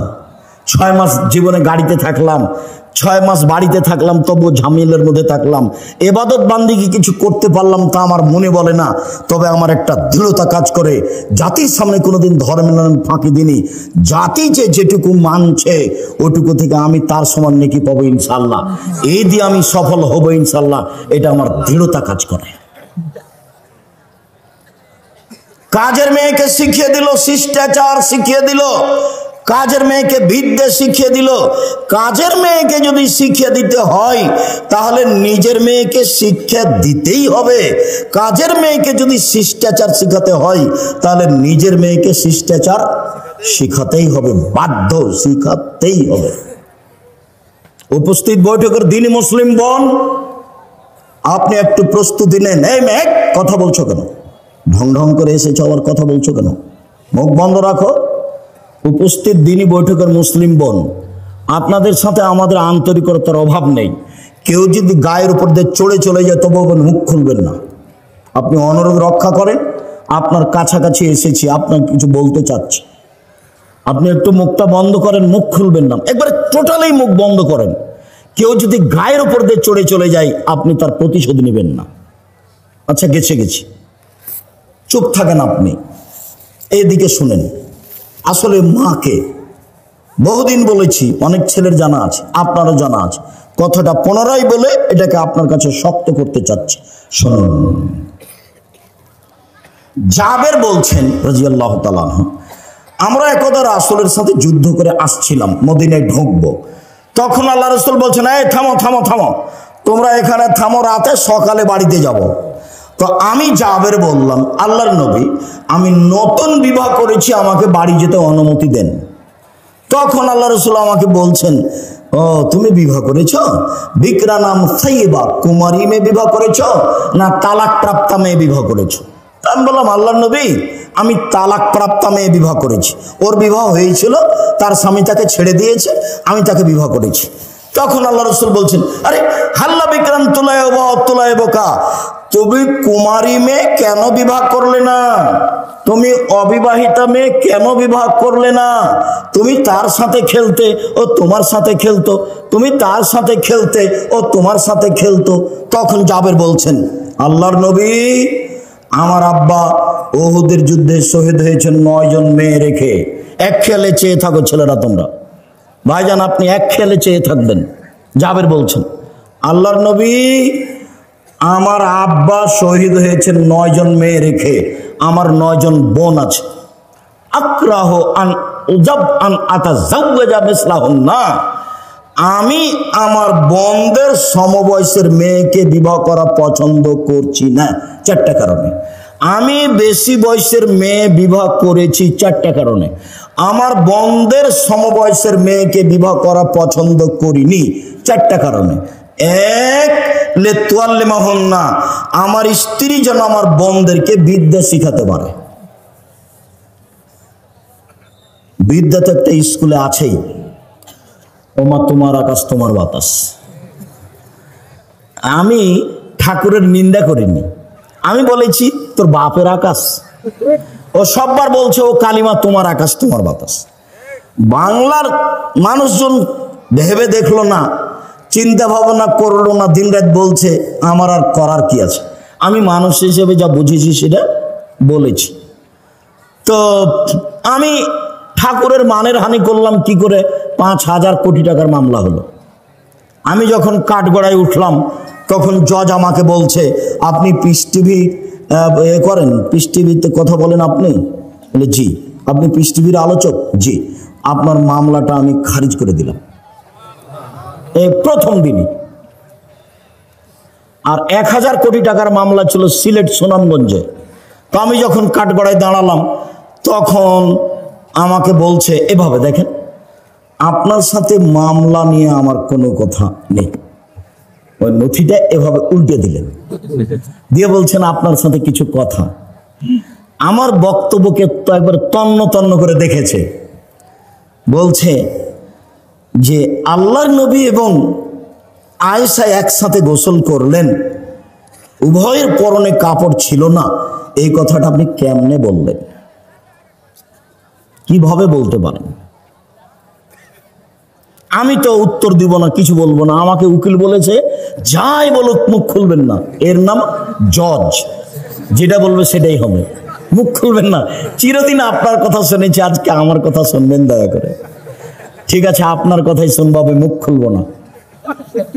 বলছে 1 বালতি গরুর পেশাবে কাপড় ভিজিয়ে দিলে তাতে সলাত হবে, এই কথা আপনি কেমনে বললেন? হোসেন আহমদ মাদানি শিরক করেছেন ডালিম গাছের নিচে বুখারী পড়িয়ে, আপনি এই কথা কেমনে বললেন? কথা কিন্তু হুবহু এরকম নয়, মানে কমবেশ করে বলা হচ্ছে। তো 16 মিনিট কথা বলার পরে একটানা 16 মিনিট কথা বললেন, আমি মুখ খুলিনি। 16 মিনিট পরে বলছে যে আপনি এই কারণে এখানে এসেছেন আমার মনে হচ্ছে না, অন্য কিছু কারণ হবে। মানে আপনি বলেছেন শাহজালাল সিলেটির কবর ভেঙে দিতে হবে, ওই জন্য আপনি এখানে এসেছেন। আসলে আপনি ঠাকুরকে বলেছেন যে তার বাপের আকাশ, এই জন্য আপনি আসেননি, ওই কারণে এসেছেন। তারা মানে মাঝারি মানুষ তারা। তো বললো যে আপনার কি জামিন মঞ্জুর করা হলো। উনি বললেন না যে আপনার মামলা খারিজ করে দিলাম, উনি বললেন জামিন মঞ্জুর করা হলো। আর যারা সামনে ছিল তাদেরকে বললেন যে আপনারা তার সাথে কথা বলবেন না। তারপরে একবার গেছিলাম, তারপরে আর যাওয়া লাগেনি, আলহামদুলিল্লাহ। বলছিলাম সম্মানিত দ্বীনী ভাই বোন, রাসূল সাল্লাল্লাহু আলাইহি ওয়াসাল্লাম যেভাবে বললেন, জাবের বলছেন রাসূলের উত্তরে, এক, আমার স্ত্রী যেন আমার বোনদেরকে বিদ্যা শিখাতে পারে। 2, আমার স্ত্রী যেন আমার বোনদেরকে শিষ্টাচার শিখাতে পারে। উপস্থিত বৈঠকের দ্বীনী মুসলিম বোন শুনেন, এই মেয়ে শোনো, শিষ্টাচার কি জিনিস? শিষ্টাচার কি জিনিস? বাড়ি যাওয়ার সময় একটা বই নিয়ে যাবো, আদর্শ পরিবার। আদর্শ পরিবারের শুরু থেকে নিয়ে শেষ পর্যন্ত সবই শিষ্টাচার, সবই শিষ্টাচার। ছেলেরা হাতে মেহেদি লাগাতে পাবে না, ছেলেরা মেহেদি লাগাবে মাথার চুলে ও দাড়িতে, যেটা সাদা হয়ে গেছে। মহিলারা হাতে মেহেদি দিবে, হাতে তো মেহেদি দিবেই, পায়েও দিতে হবে, হাতে ও পায়ে দুইটাতে দিবে। তো আমাদের চাঁপাইনবাবগঞ্জে তার কথা ছড়িয়ে আছে, আল্লাহর নবী দাড়িতে মেহেদি দিয়েছিলেন, সেই জন্য পায়ে দেওয়া যাবে না। কথা যে মিথ্যে, ঠিক আছে, আল্লাহ নবী দাড়িতে মেহেদি দিয়েছিলেন, কথা তো ঠিক। তো আল্লাহ নবী দাড়িতে তো আতরও দিয়েছিলেন। তো আল্লাহ নবী বললেন, হায়জলা ঋতুওয়ালা মহিলারা যখন ঋতু থেকে পবিত্র গোসল করবে তখন লজ্জা স্থানে আতর ব্যবহার করবে। তো আল্লাহ নবী দাড়িতে যে আতর লাগিয়েছেন, এইবার সবাই মনে হয় কথা ধরতে পারেননি, আবার বলবো নাকি? বলবো, আল্লাহর নবী দাড়িতে মেহেদি লাগিয়েছেন, ভালো কথা। আমরা বুঝলাম যে সেই জন্য মেহেদি মহিলারা পায়ে লাগাবে না, দাড়ির একটা না মেহেদির একটা সম্মান হয়ে গেছে। তো আল্লাহ নবী বলছেন যে যাদের হায়েজ হয়েছে মহিলারা, ওরা যখন হায়েজ থেকে গোসল করে পবিত্র হবে তখন আল্লাহ নবী বললেন যে ওরা যেন লজ্জা স্থানে আতর ব্যবহার করে। তো আতর যে আল্লাহ নবী দাড়িতে লাগিয়েছেন, এইবার তার মানে হলো এই লজ্জা স্থানে না লাগানো জিনিস, দাড়িতে লাগানো জিনিস লজ্জা স্থানে চলে, সেটা যদি চলে তো পায়ে কেন চলে না? কথা এরকম নয়, কথা হলো এরকম যে দাড়ি পেকে গেলে মেহেদি লাগাতে হবে। মেহেদি একটা জিনিস, এর মান বাড়লো কমলো এটার বিবেচনা করা যাবে না। আতর হচ্ছে একটা জিনিস, পুরুষেরা গায়ে হাতে মুখে মাথায় লাগাবে, আর মহিলারা ফরজ গোসলের পরে ঋতু থেকে গোসলের পরে লজ্জা স্থানে লাগাবে। এটা হলো রাসূলের নিয়ম আদেশ। এইটাতে আতরের মান বেড়ে গেল, এই কথা ভুল। এখন একটা ছাগলের বাচ্চা কুকুরের দুধ খেয়ে বড় হয়েছে, তখন মাওলানা সাহেবকে জিজ্ঞাসা করেছে, মাওলানা সাহেব এই ছাগলের গোস্ত খাওয়া যাবে কিনা? তখন মাওলানা সাহেব বলছে, এটা কথা হলো নাকি? হ্যাঁ, ওটা কুকুরের গোস্ত, কুকুরের দুধ খেয়েছে, ওটা হারাম। তো বেকায়দা হয়ে গেল। তাহলে পশু প্রাণীর উপরে কি কোরআন হাদিসের বিধান আছে? পশু প্রাণীর উপরে কোরআন হাদিসের কোনো বিধান নেই। ও পায়খানা খেয়ে বড় হোক, না হলে ঘাস খেয়ে বড় হোক, ওটা পশু প্রাণী। ওর জন্য প্রজনন পদ্ধতি, গবাদি পশুর উন্নয়ন ষাঁড় দিয়ে করতে হবে, এটা ভালো। ষাঁড় দিয়ে যদি না করেন, তার উন্নয়নের জন্য যত পথ আছে সবই করেন, কেননা তার উপরে কোনো কোরআন হাদিস প্রযোজ্য হবে না। এটা ভুল হিসাব। সম্মানিত দ্বীনী ভাই বোন, বলছিলাম রাসূল সাল্লাল্লাহু আলাইহি ওয়াসাল্লাম মুখের উপরে জাবের বললেন, এক, আমার স্ত্রী যেন বিদ্যা শিখাতে পারে। দুই, আমার স্ত্রী যেন আমার বোনদেরকে শিষ্টাচার শিখাতে পারে। তিন, আমার স্ত্রী যেন আমার বোনদের মাথার চুল চিরুনি করে সাজগোজ করে যত্ন করে রাখতে পারে। মায়ের যত্ন কে নিবে? বাচ্চার যত্ন কে নিবে? মা। কাজের মেয়েকে দিয়ে বাচ্চার যত্ন নেওয়া ঠিক নয়। জায়েজ আমি না জায়েজ বলিনি, তবে সব সময় বাচ্চার যত্ন কে নিবে? মা। তার মাথাটা চিরুনি করে দিবে মা, তার কাপড়টা পরিষ্কার করে দিবে মা, তাকে গোছগাছ করে রাখবে মা, তাকে ঝকঝকে করে রাখবে মা, তার গায়ের পাঞ্জাবিটা পরিষ্কার করে দিবে মা, তাকে ডান হাত আগে ঢোকাইতে বলবে জামাতে তার মা। সব শিষ্টাচার তার মা পালন করবে এবং বাচ্চাকে যত্ন করে রাখবে। যখন বাচ্চাকে দুধ খাওয়াবে তখন মায়ে বিসমিল্লাহ বলবে। মা যদি বিসমিল্লাহ ছাড়া বাচ্চাকে দুধ খাওয়ায় তাহলে যতবার খাওয়াবে ততবার শয়তানে দুধ খাবে, খাবেই খাবে। আল্লাহর নবী বলেছেন দুধ খাবে শয়তান, অতএব খাবেই খাবে। মা যতবার বাচ্চাকে দুধ খাওয়াবে ততবার মা কি বলবে? বিসমিল্লাহ বলবে। মা যখন রাতে দরজাটা বন্ধ করবে তখন বিসমিল্লাহ বলবে। মা যখন বাল্বটা অফ করে দিবে তখন বিসমিল্লাহ বলবে। যখন মা জ্বালানটা বন্ধ করবে তখন বিসমিল্লাহ বলবে। মা যখন তরকারির পাতিলে ঢাকবে তখন বিসমিল্লাহ বলবে। মা যখন আটার পাতিলে ঢাকবে তখন বিসমিল্লাহ বলবে। আল্লাহ নবী বলেন সব কিছু ঢেকে রাখো, খোলা রাখো না। রাতে কতগুলি বালা মুসিবত চলে, খোলা জিনিস যে খাবে তার রোগ ব্যাধি হয়ে যাবে। হাটে বাজারে এভাবে খোলা জিলাপি খাবেন না। একবারে সপ্তাহ সপ্তাহ খোলা পড়ে আছে আর আপনি কিনে নিয়ে চলে যাচ্ছেন। আল্লাহ নবী না করেছে। সূর্য ডুবার পরে বাচ্চাকে বাহিরে নিয়ে যাওয়া যাবে না, নইলে বাচ্চাকে ঝিনে ধরবে, শয়তান ধরবে। ছাদের উপরে নিয়ে যাবেন না, আগুনে নিয়ে যাবেন না। রাত যখন এসা কাছাকাছি হয়ে গেছে তখন নিয়ে যান। সব বুখারী মুসলিম এক টানা হাদিস এগুলো। আপনি ইউটিউবে দেখেন আব্দুর রাজ্জাক বিন ইউসুফ খাওয়া ও পান করার নিয়ম, খাওয়া ও পান করার নিয়ম আব্দুর রাজ্জাক বিন ইউসুফ বিস্তারিত দেওয়া আছে, আপনি দেখুন। সম্মানিত দিনী ভাই বোন, চার, অতাকুম আলাইহিন্না, আমার স্ত্রী যেন আমার বাচ্চাদেরকে পাহারা দিতে পারে। উপস্থিত বৈঠকের মুসলিম বোন, এই মেয়ে এই কথা বলছো কেন? কথা বলছো কেন? চারটা সিরিয়াল করো তো দেখি।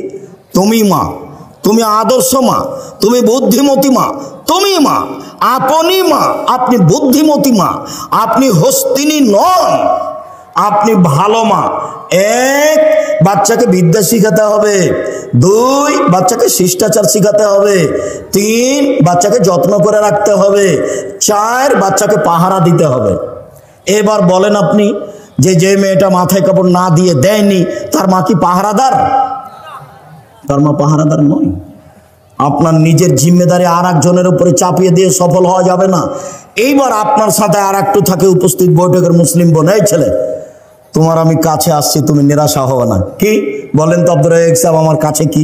আল্লাহ নবী বলছেন মালালা জারিয়াতাইনি, কেউ যদি দুইটা মেয়ের লালন পালন করে, দুইটা, হাত্তা তাবলগা, বড় হওয়া পর্যন্ত, বিবাহ দেওয়া পর্যন্ত, ফাহুয়া ফিল জান্নাতে হাকা যা, তাহলে সেই বাপ আর আমি জান্নাতে এভাবে থাকবো। দুইটাকে জমা করে দিলেন, আঙ্গুল দুইটা জমা করে দিলেন, দুইটা মেয়ে। এবার বলছেন আনাও কাফিরুল ইয়াতীম, কেউ যদি এতিমের লালন পালন করে সে আর আমি জান্নাতে এইভাবে থাকবো।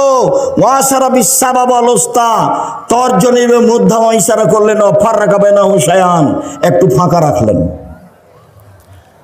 বুঝতে না পারলে আমি আবার বলছি, এতিম লালন পালন করলেও নবীর সাথে থাকা যাবে, তবে মধ্যে কি আছে? একটু ফাঁকা আছে। আর কেউ যদি দুইটা বেটির লালন পালন করে, বিবাহ শাদী দিয়ে দেয়, তাহলে এই বাপ রাসূলের সাথে কিভাবে থাকবে? একসাথে। হাদিস সহিহ। আরেকটা বলি, আল্লাহ নবী বলছেন মানা আলা সালাসা বানাতিন, কেউ যদি তিনটা মেয়ের লালন পালন করে, ওয়া আদাবাহুন্না, শিষ্টাচার শিখিয়ে দেয়, ও আল্লামাহুন্না, বিদ্যা শিখিয়ে দেয়, ও জাওয়াজাহুন্না, বিবাহ শাদী দিয়ে দেয়, আহসানা ইলাইহিন্না, তার সাথে সদাচরণ করে, একবারও বলে না এই তো মুখ ভেঙে দেবো, এই তো দাঁত খুলে দেবো, এই তোর স্বভাব খারাপ, এই তোকে এই করবো সেই করবো, একবারও বাপ মেয়েকে এভাবে বলে না, সব সময় আদর করে। চাপায় নমুজে ভাষাতে বলে আম্মু কি নিবা আম্মু, ওরে মাকে একদিন আম্মু বলেনি, একবারে বলে শেষ করছে। আচ্ছা ঠিক আছে বলেন, সমস্যা নেই, তবে মাকে ভুলে যাবেন না। আমার একটা পরামর্শ মনে রাখবেন, সালাম ফেরার পূর্বে কি বলবেন? রব্বিরা হামহুমা কামা রাব্বায়ানি সাগীরা। আর একটা কথা মধ্যে বলে নি, যেটা ভারী আর এটা সহজ, সেটা হলো এই, একজন সাহাবী এসে বলছেন আল্লাহর নবী আমার পিতা মারা গেছেন, ও তারাকা মালান, টাকা পয়সা ছেড়ে গেছেন, অলাম ইউসিনি, আমাকে কোনো উপদেশ দিয়ে যাননি,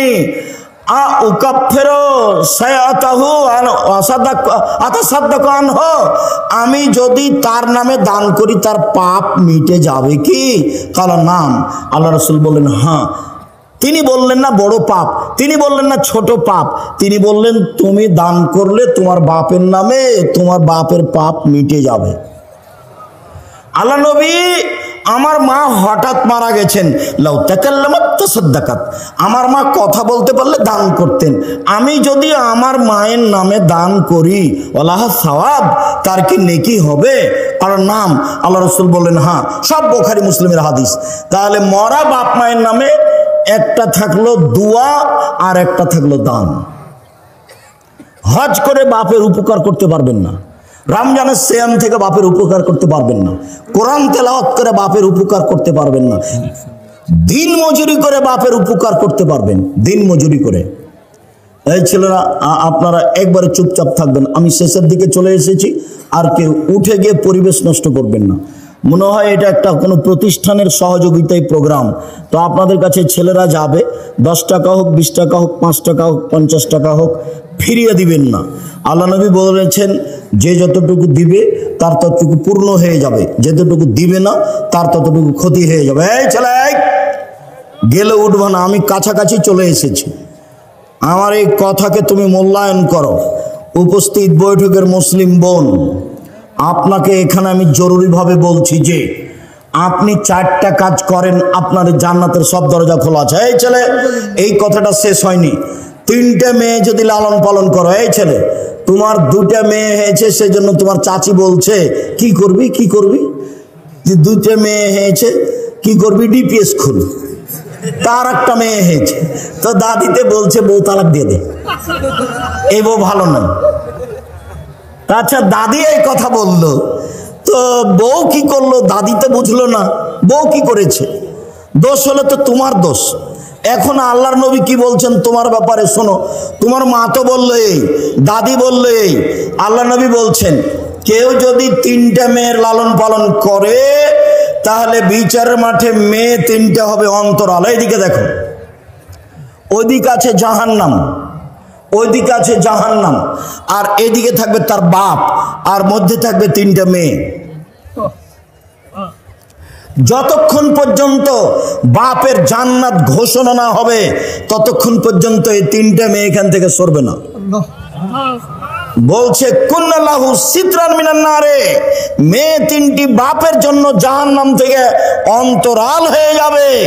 যতক্ষণ পর্যন্ত বাপের জান্নাত ঘোষণা না হবে ততক্ষণ পর্যন্ত মেয়েরা এখান থেকে সরবে না। 10টা ছেলেকে যদি মাস্টার ডিগ্রি পাস করান 1 পয়সা লাভ নেই। আব্দুল রাজ্জাক সাহেব ছেলেকে পড়াবো কেন? জন্ম দিয়েছেন এই জন্য। শুধু পড়াবেন, জন্মের 7ম দিনে আঁকিকে দিতে হবে প্রয়োজনে ভিক্ষা করে। এত শক্ত করে বলছেন কেন? এই জন্য যে আঁকিকা হলো বাপের জিম্মেদারি, আঁকিকার সাথে কুরবানির কোনো সম্পর্ক নেই। কুরবানি হলো দামি পশু। কুরবানি মানে সিং আছে কিনা দেখো, কুরবানি মানে ডেঁটেছে কিনা দেখো, কুরবানি মানে কান ঠিক আছে কিনা দেখো, কুরবানি মানে খুর ঠিক আছে কিনা দেখো, কুরবানি মানে সিং ঠিক আছে কিনা দেখো, কুরবানি মানে মোটা তাজা কিনা দেখো। নেকির কাজ, আকিকা নেকির কাজ নয়, বাপের জিম্মেদারি। 7ম দিনের দিন করতে হবে, কানা হোক, ল্যাংড়া হোক, টেরা হোক, 500 টাকা দামের হোক, 2 বছরের হোক, 2 মাসের হোক, দিতেই হবে। প্রয়োজনে ভিক্ষা করে আকিকা দিতে হবে। 7ম দিনের দিন নাম রাখতে হবে। ছাগল জবে করতে হবে, মাথা নেড়ে করতে হবে, চুল সমপরিমাণ রূপা দান করতে হবে, এক নাম রাখতে হবে, দুই ছেলের জন্য দুইটা, মেয়ের জন্য একটা, ছাগল ছাগি ভেড়া ভেড়ি দুম্বা দুম্বি জবে করতে হবে, তিন মাথা নেড়ে করতে হবে। ডাক্তার বলেছে দেরি করেন, দেরি নয়, নবী বলেছেন 7 দিনের দিন মাথা নেড়ে করতে হবে। চার চুল সমপরিমাণ রূপা মূল্য দান করতে হবে। বাপের জিম্মেদারি, খাতনা দিতে হবে, অনুষ্ঠান করতে হবে না, খাতনা দিতে হবে, অনুষ্ঠান করতে হবে না। আকিকা অনুষ্ঠান করা যায়, কিভাবে করব? আপনি যে বলছেন গরু আকিকা দেওয়া যাবে না, আরে গরু আগের দিন জবে করেন না, 6 তারিখে 3-4টা গরু জবা করে দেন নাকি ভাইজান, দাওয়াত দিতে হবে ভালো করে। আর আকিকের দিন 2টা ছাগল, ছেলে হলে, মেয়ে হলে 1টা, এবার রান্না হোক, সারা গ্রামের লোক খাবে, সমস্যা নেই। আর খাতনার দিন কোনো কিছু নেই, খাতনা কোনো কিছু নেই। ছেলে এখন হাঁটতে পারে, পায়জামা পরাতে হবে, প্যান্ট নয়, পায়জামা পরাতে হবে, প্যান্ট নয়, টাকনুর উপরে থাকবে পায়জামা। মেয়ে এখন হাঁটতে পারে, পায়জামা পরাতে হবে, প্যান্ট টাকনুর নিচে পরাতে হবে, উপরে নয়। আর এই ল্যাংটা পায়জামা পরাতে হবে না। 2 ধরনের চলবে না, একটা হলো ঢিলা ঢালা, আর একজন ঢুকবে, কি এগুলো? আর একটা হলো চিপা চাপা, পায়ের সাথে লেগে আছে, সব নোংরামি, সব বেহায়া। এই ছেলে, একটা কথা মনে পড়লো, আল্লাহর নবী জাতির সামনে আফসোস করে বলেছেন, পৃথিবীর মানুষ শুনে রেখো, আমার উম্মত ইহুদি খ্রিস্টানের সাথে মিশে যাবে, চাল চলনে, কথাবার্তাতে, কৃষ্টি কালচারে, পোশাক পাতিতে, লেনদেনে আমার উম্মত ইহুদি খ্রিস্টানদের সাথে মিশে যাবে। এইভাবে ডান হাতের বিঘত যেমন বাম হাতের সমান, সমান সমান মিশে যাবে। ডান পায়ের জুতা যেমন বাম পায়ের সমান, সমান সমান মিশে যাবে কৃষ্টি কালচারে, সমান সমান মিশে যাবে নিয়ম নীতিতে, সমান সমান মিশে যাবে আদব কায়দাতে, সমান সমান মিশে যাবে বেহায়াইতে। এরপরে নিচে নামতে লাগলেন ভাষার, নিচে নামতে নামতে নামতে বলছেন, ইহুদি খ্রিস্টান যদি মায়ের সাথে জেনা করে থাকে, আমার উম্মত করবে। কথা কি আমি বুঝাতে পেরেছি? এই ছেলে, তোমার মাথার চুলটা এরকম কেন, নিচের দিক চাঁচা আছে কেন? আমি লন্ডনে জুমার দিন, জুমার খুতবা থেকে নিচে নামছি, তখন একটা লোক বলছে আমার ছেলের জন্য একটু দোয়া করবেন। তো ছেলেটা আমার পাশে নিয়ে এসেছে। আমি আবার ছাত্র জীবনে বলতাম, এই যারা মাথার চুল ছাড়তে শিখো, আমার মাথা যেটা শেখো, আমার মাথার চুল এইভাবে গেলে কি আর এইভাবে গেলে কি, ওই আমি কোনোদিন হিসাব করিনি। আমার এক ক্লাসমেট পাঞ্জাবি ক্যালেন্ডার আয়রন করা ছাড়া গায়ে দিত না, সালিমউদ্দিন ডাহবি ভাগালপুরি। তো দোয়া করার জন্য নিয়ে এসেছে, নিচের দিকে নামছি, তো ছেলের মাথার চুল এই তোমার মতো করে কাটা আছে। এভাবে কেন? তো দেখছি যে নামতেই ওই চুল ছাড়ার এগুলো দেওয়া আছে, ছবিগুলো। তখন আর একজন বলছে যে ওস্তাদজি দেখছেন না, ওই যে ওই ঢঙ্গে চুল কেটেছে। তখন আমি বলছি, দেখেন, লন্ডনে পয়সা উপার্জন করতে এসেছি, আদর্শ বিক্রি করতে আসেনি। লন্ডনে পয়সা উপার্জন করতে এসেছি, আদর্শ বিক্রি করতে আসেনি। আদর্শ বিক্রি করব না।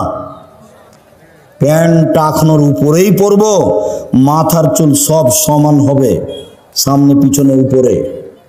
দাড়ি ছেড়ে দেব, মোচ ছোট করব, চেঁচে ফেলবো না। নখ কেটে দেব, নখে মেহেদি দিব না। মহিলা মানে নখে মেহেদি দিবে, হাতের নখে তো দিবে দিবে, পায়ের নখে দিতে হবে, দিতেই হবে। মহিলাদেরকে হাতের নখে তো মেহেদি দিতে হবে হবেই, পায়ের নখেও দিতে হবে। যেভাবে দিলে দেখতে ভালো লাগবে সেভাবে দিবে। পুরুষের সুগন্ধি যা দেখতে পাওয়া যায় না, গন্ধ পাওয়া যায়। পুরুষের সুগন্ধি যা দেখতে পাওয়া যায় না, গন্ধ পাওয়া যায়। পুরুষের সুগন্ধি যা দেখতে পাওয়া যায় না, গন্ধ পাওয়া যায়। নারীদের সুগন্ধি যা দেখতে পাওয়া যায়, গন্ধ পাওয়া যায় না। নারীদের সুগন্ধি যা দেখতে পাওয়া যায়, গন্ধ পাওয়া যায় না। নারীদের সুগন্ধি যা দেখতে পাওয়া যায়, গন্ধ পাওয়া যায় না। বিউটি পার্লারে যা কিছু আছে সবই ব্যবহার করতে পারে, তবে বাড়িতে বিউটি পার্লারে নয়। এইভাবে ভরু কাটা হারাম, এইভাবে ভুরু তুলে ফেলা হারাম, এইভাবে দাঁত ছিলে রাখা হারাম, এইভাবে উঁচু স্যান্ডেল পরে নিজেকে লম্বা মেয়ে দেখানো হারাম, এইভাবে ব্রেসিয়ার পরে কম বয়সের মেয়ে প্রমাণ করা হারাম, প্রতারণা হারাম। বলছিলাম সম্মানিত দিনী ভাই বোন, আমরা কাছাকাছি শেষের দিকেই চলে আসলাম। আমি আপনাদেরকে অত্র প্রতিষ্ঠানে দান করার আন্তরিকভাবে অনুরোধ জানিয়ে, আপনি আপনার পরিবারকে সুন্দর করে গড়ে তোলার অনুরোধ জানিয়ে শেষ হাদিস। এই ছেলে, কারো বন্ধু যদি আতরওয়ালা হয় তাহলে আতর এমনিতেই দিবে, নইলে কিনে নিবে, নইলে গন্ধ পাওয়া যাবে। বুখারী মুসলিমের হাদিস। কারো বন্ধু যদি কামার হয়, পাশে বসে থাকলে আগুন ছিটে কাপড় জ্বলে যাবে। আর যদি কাপড় জ্বলে না যায়, কামারের পাশে হাপড়ের পাশে বসে থাকে, তাহলে ধোঁয়া আসবে। কামারের পাশে বসে থেকে নাকে মুখে ধোঁয়া আসবে না, এই কথা যেমন মিথ্যে, আপনার ছেলে মেয়ের বন্ধু বান্ধবী খারাপ, আপনার ছেলে মেয়ে খারাপ হবে না, এই কথা তেমনি মিথ্যে। শুনুন, কামারের পাশে বসে থেকে ধোঁয়া লাগবে না, এই কথা যেমন মিথ্যে, বান্ধবী খারাপ হলে মেয়ে খারাপ হবে না, এই কথা তেমনি মিথ্যে। মোবাইল সবচেয়ে নিকটের বান্ধবী এবং সবচেয়ে খারাপ।